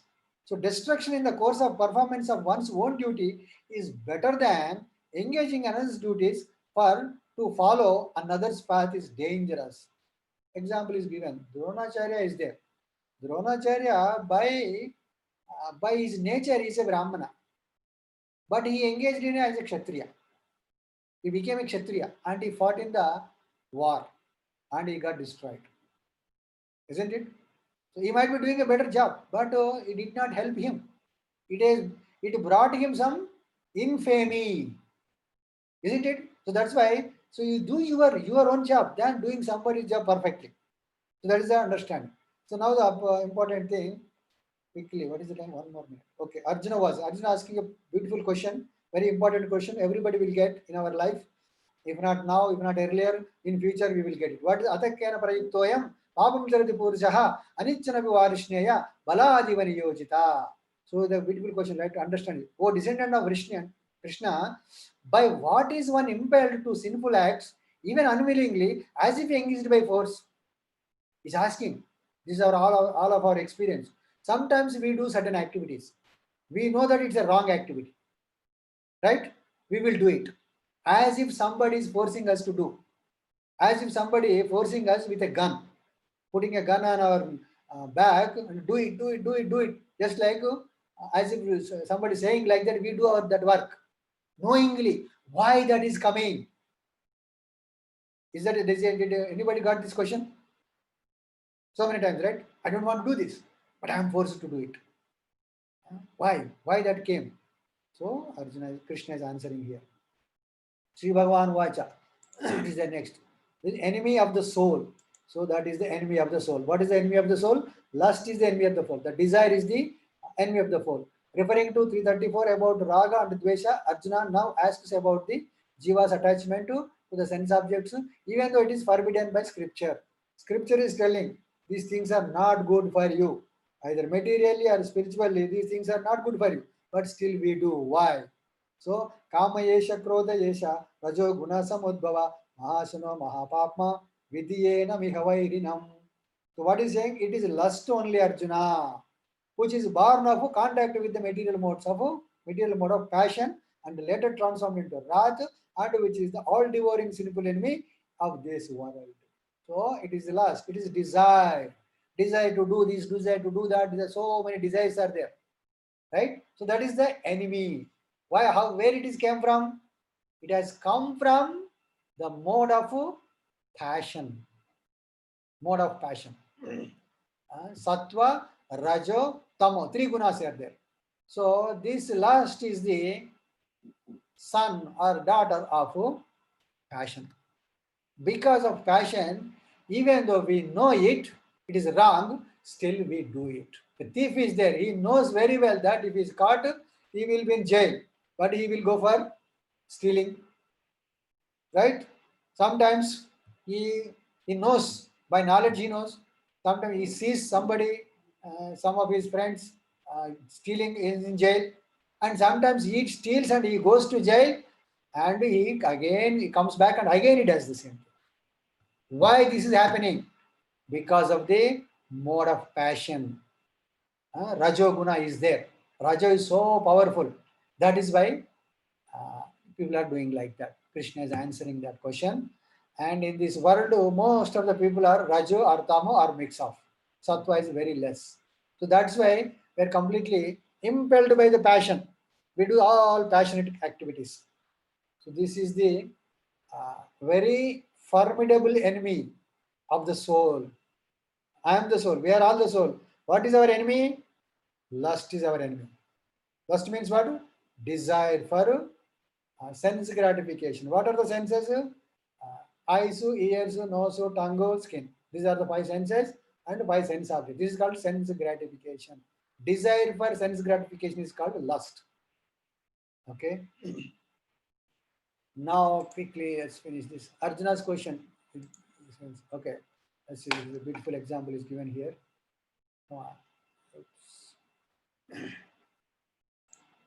Here. So what is that? Our cell phone is there. Facebook. What is that? WhatsApp, Twitter, YouTube, and we are bound by. We are bound by the cell phone. They are like just like we are like Jesus, and we are nailed by this phone, isn't it? Somebody beautiful example here. So we are impelled. We sometimes we know that WhatsApp is not good, Facebook is not good, Twitter is not good, YouTube is not good, taking all my time. It's giving all nonsense. I don't want to open the cell phone. But without your knowledge, you will open the cell phone. In this 2020, August 2020, this is the best example. So we are forced by Rajoguna. Okay, I think we are done here. Lust causes material entanglement, right? With these desires, we are entangled in this. Lust leads to degradation. Next, there are three types of degradation is there. Lust is covering the soul in three different ways. There is a baby. The baby is covered by Dhumena Avriti. Dhumena Vriyate Vaihne. Yadhadarsho Malena Cha. Yadolvena Avrto Garbhas. Tadatene Damavrutam. How does it cover living entity? Three different ways. Three examples are given. The baby is covered with the womb of the mother, and the fire is covered with smoke, and the other one is no tadatene. No, that's what the other one. 38. Okay. So a fire is covered by the smoke. Okay, as mirror is covered by the dust. Yeah, that's a mirror. The mirror is there. When it is covered with the dust, we cannot see our face. The face is not clear. Next, as the embryo is covered by the womb. So the living entity is similarly covered by different degrees of the lust. The lust is there, lust is the enemy. So the lust is covering in different shades. The example is given. One place it's called womb, it's so tight, and the smoke is there, it covers the fire, and the dust is there, dirt is there on the mirror, it covers the image. So these are three different analogies. And let's see what else is there. Lust leads to degradation, desire. So avrutam jnanametana jnano nityavairna kamarupena kaunteya dushpurena analena cha. Anala means fire.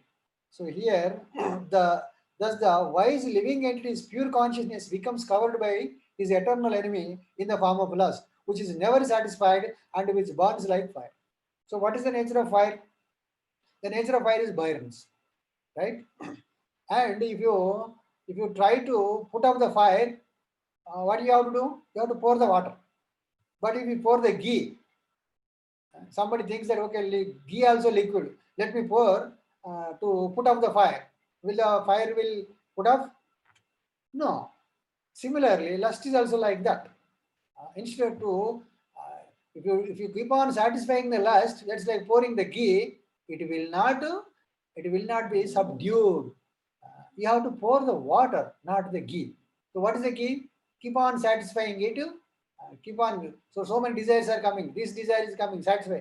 That desire is coming, satisfy. Another desire is coming, satisfy. What is happening? You keep on pouring ghee onto it. So one after the other, one after the other, one after the other, one after the other coming. And it is like pouring the ghee.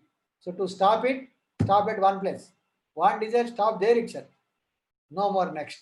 If you fulfill one, next will be ready. If you stop the one, you will be stopping there only. Right? So that is the analogy. So now you know where the enemy is and what is the strategy to now conquer it. How to conquer it? How to conquer it? Stop it. So how to conquer lust? First, to regulating the senses. One should not try to conquer over the mind and intelligence first, because they are more powerful than the senses. One should not try to conquer over the mind and intelligence first, because they are not. Okay. So here the analogy is given. Matter, senses, mind, intelligence, soul.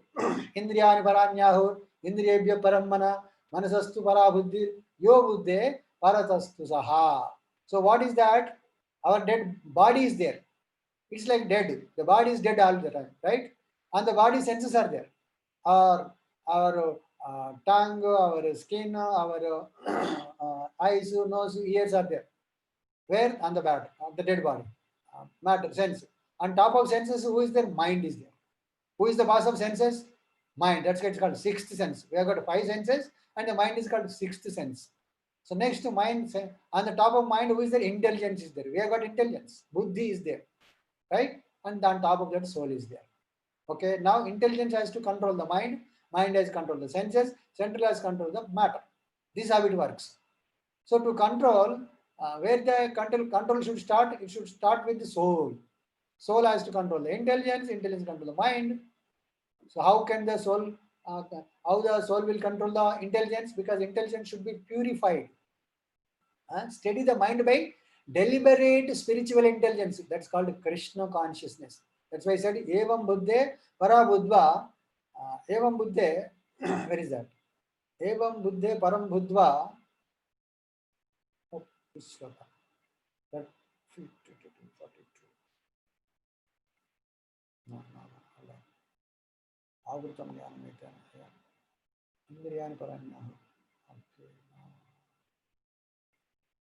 Smart. Indriyani paranyahu. Yeah. Evam buddhe param buddha. Samstabhatmyanam Jakshatram Mahabaho Kama Rupam Durasagam. Thus, knowing oneself to be transcendental to the material senses, mind and intelligence, mighty Arjuna, one should study the mind by deliberate spiritual intelligence, and thus by spiritual strength conquer this insatiable enemy known as lust. So, it is there in the senses, it is there in the mind, and it is there in the matter. So that's why the purified intelligence or the powerful intelligence, you have to control the three down levels: mind, senses, and matter. That's how you conquer the lust. So steady the mind by deliberate. Okay. Oh, that's not done. Okay, now. Okay, what is it? 7:40. 10 minutes more. Okay. Okay, now, okay, just simply 1 minute, a quick recap. TREE, Tyaga, right? Tyaga means renunciation, either renunciation or work. That the question came to Arjuna, and Arjuna asked Krishna, and Krishna told, instead of better than renunciation is work is better. That work should be prescribed work, and that prescribed work should be done towards me, to satisfy me. That is nothing but karma yoga. So karma yoga is nothing but bhakti. Okay, further in the paras of bhakti, there are some impediments. What are the impediments? The lust is the impediment, right? So how to conquer the lust? Not to completely attach to it, completely detach to it, by gradual process, understanding the mechanism, slowly, slowly you can conquer it. So that is the analogy given, and we are done here. So let me stop this one. Stop sharing. Okay, now close this one. This one.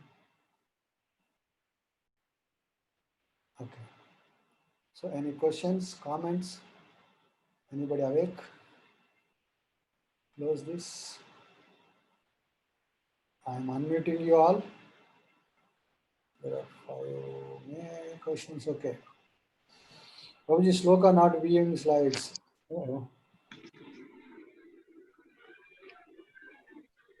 I didn't understand it. Oh, wonderful. Sun, disk, sunshine planet. This will explain later. Please explain this. Yeah, this is there, not now. Please explain in detail the difference between Nishkama Karma Yoga and Bhakti Yoga. Okay. Nishkama Karma Yoga, Bhakti Yoga, not much difference. Both are same actually. We will be discussing that. When we come to Bhakti Yoga, actual Nishkama Karma Yoga is Bhakti Yoga. Right? There is not, that's why Prabhupada, if you read any other Bhagavad Gita, they will differentiate that. Prabhupada did not differentiate. He said that Nishkama Karma Yoga is Bhakti Yoga. And Nishkama Jnana Yoga is Bhakti Yoga. And the Nishkama Dhyana Yoga is Bhakti Yoga. That means what? Entire Bhagavad Gita is Bhakti Yoga. Entire Bhagavad Gita is Sanatan Dharma. Entire Bhagavad Gita is Sanatan Dharma means service to Krishna. Summary of Bhagavad Gita is service to Krishna. Okay? That is understanding. Okay. Any questions, comments, more? Difference between, oh, I said that, right? Okay.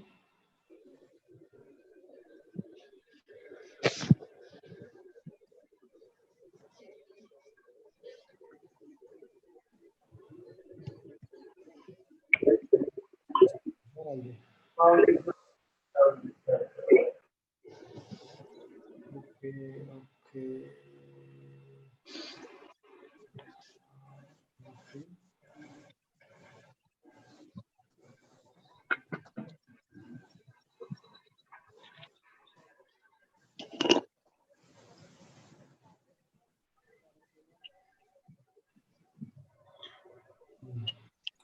Okay, I think most of them are good students are there. So there won't be any questions because we have been discussing every morning and evening. I'm not expecting any questions from them. If anybody first timers, they might have some questions.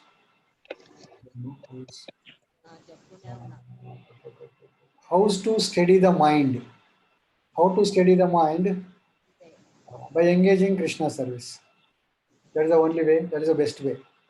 Because we cannot control the mind in this day and age. So the best way to engage, you can divert it. Child is there. The child is represented by mind. What is the difference between a child and the elder one? The elder one's mind, child mind is no difference. Child mind is telling the same thing. The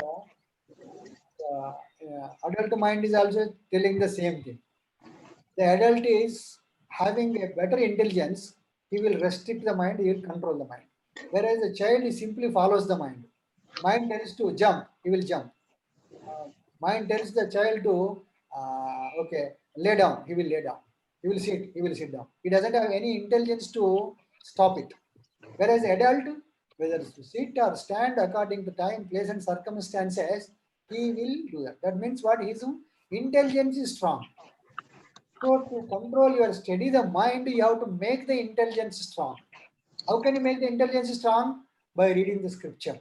By reading the scripture, your intelligence will become strong. When your intelligence becomes strong, because the mind is under the intelligence, then intelligence will control or steady the mind. That is the one way of study the mind. There is another way of engaging the mind in the service of God. That is manastrayate iti mantraha. So to control the mind or to deliver the mind, we need a mantra. Because mind is subtle, mantra is also subtle. Subtle can control subtle. Grass can control grass, subtle can control subtle. Subtle means sukshma. Mind also sukshma, mantra is also sukshma. Because we don't see both of them. So sukshma can control the sukshma. That's why we chant Hare Krishna, Krishna Krishna, Hare Hare, Hare Ram, Ram Ram. By chanting the mantra, mind is controlled, delivered. And by reading the scripture, Bhagavadgita especially, your intelligence becomes strong. With that strength, you will control the mind. These are the two processes to control the mind. Right? In that way, manayeva manishyanam karanam bandha mokshayo. The controlled mind is our friend, uncontrolled mind is our enemy. The controlled mind is our well-wisher, and it will help us to relieve from this world. And the uncontrolled mind, which is enemy, which will bind us to this world. That is the science. Okay, very good question. Thank you. Who's that? Okay, next to how to define karma. How to define karma? The definition of karma is we are going to discuss that. The definition of karma is the activities done by jiva. Okay, before that, I'll tell this. Ishvara, Jiva, Prakriti, Kala, Karma. These are the 5 subject matters of Bhagavad Gita. Using 5, we will define the karma. So karma is the activity done by Jiva in the Prakriti, in the nature, under the purview of time, in the supervision of Ishvara, Jiva, Ishvara, Krishna, Paramatma. Under the purview of or under the sanction of the Supreme Lord, Ishvara, a activity done by Jiva in the purview of time in the Prakriti. This is called karma. You understand? The 4 things are involved. Karma is the activity, right? Karma, activity. Where that activity is done? In the Prakriti. Done by whom? Jiva. Who is sanctioning that? Ishvara. Right? Under the purview of time. Time is also there. So these 4 things are influencing. That is called karma. How we define the karma. Hope you understand that. How do we understand not following others' duties, but to follow our own is better? In the context of we all practicing to becoming Vaishnavas, Brahmanas, while we are not by birth. Let me see what's the time. Okay. How do we understand not following others' duties, but to follow our own better? In the context of we all practicing becoming Brahmanas while we are not by birth.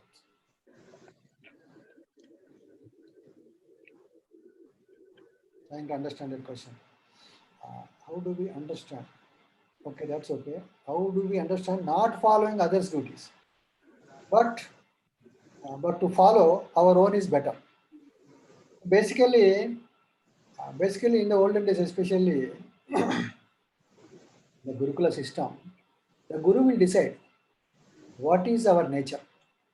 I am in Sattva-guna, Rajo-guna, Tamo-guna, which guna I am, whether I am a Brahmana, Kshatriya, Vaishya, Shudra, he will decide. And according to that, he will guide us.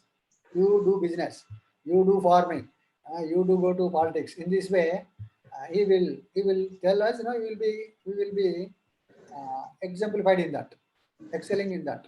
But now what happens? We miss that. But still the modes are there. Only thing is we have to understand what is our nature, what I am liking. Generally, what happens? One of our friends doing business, I also want to do business because he's excelling. I will excel, and you put some investment, and you will be doomed. Why? But that is not your nature. Your nature is something you have to study your own nature. You have to spend some time on it. What I like, what guna I have. Especially, you have to approach some person who has got this knowledge. He will tell you looking at your nature, looking at your activities, looking your what manasa, vacha, karma, like that. He will observe you and he will tell you, you are in this. If you go to an Ayurvedic doctor, he will tell you, holding your hand, he will tell you, is a kapha body, pitta body, or vata body. He will quickly tell you because he has got that knowledge. Similarly, if you go to that person, he will tell you. And with that knowledge, you can understand who you are and you have to invest in that field. Okay, your like priestly class, like intellectual class you are in, you are a Brahmana, you are in Sattva. So if you do that, then you will excel in that. Isn't it? That's how we can make sure that we are not following somebody's dharma. Definitely, it's not by birth, right? We are not by birth anything. By birth we are Shudra. Kalau Shudra Sambhava. In Kali Yuga we are all Shudras. Kalau Shudra Sambhava. Vedapatat Bhaved Vigraha. Samskarat Bhaved Vijaha. Vedapatat Bhaved Vigraha. Brahma Jnanadi Brahmana.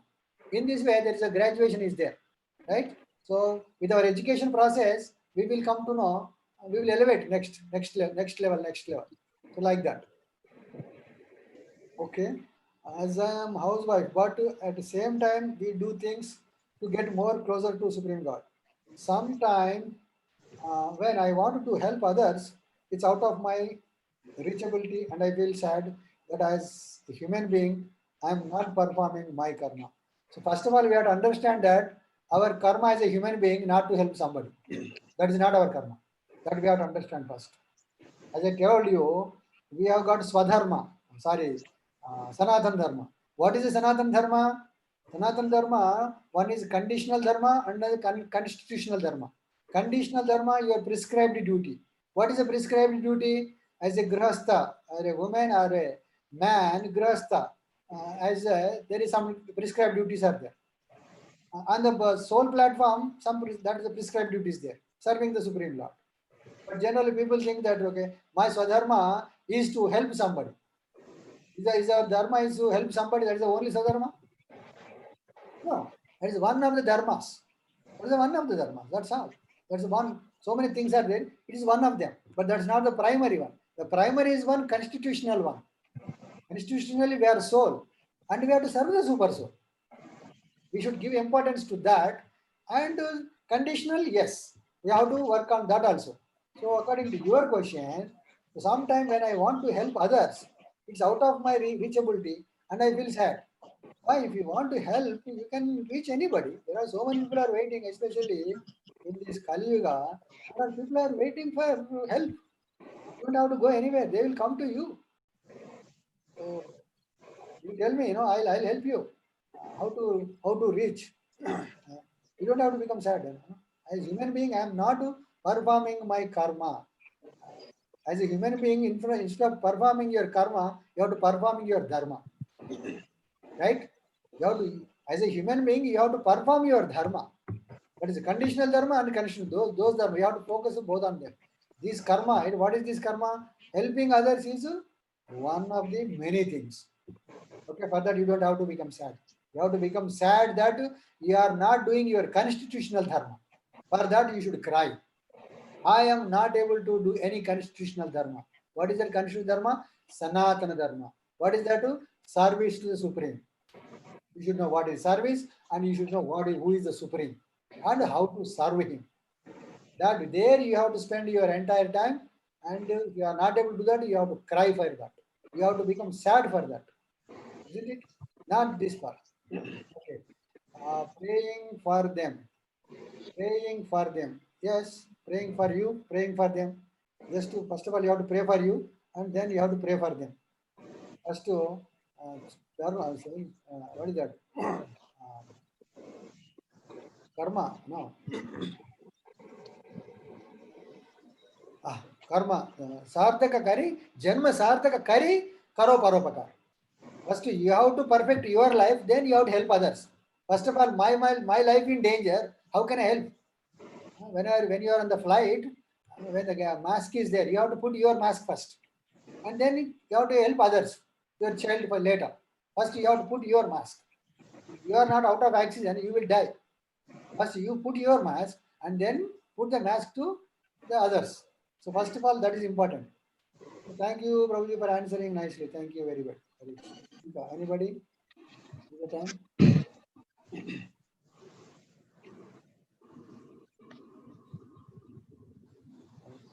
what is this one? This is a different one. Okay, no. Okay. Any more?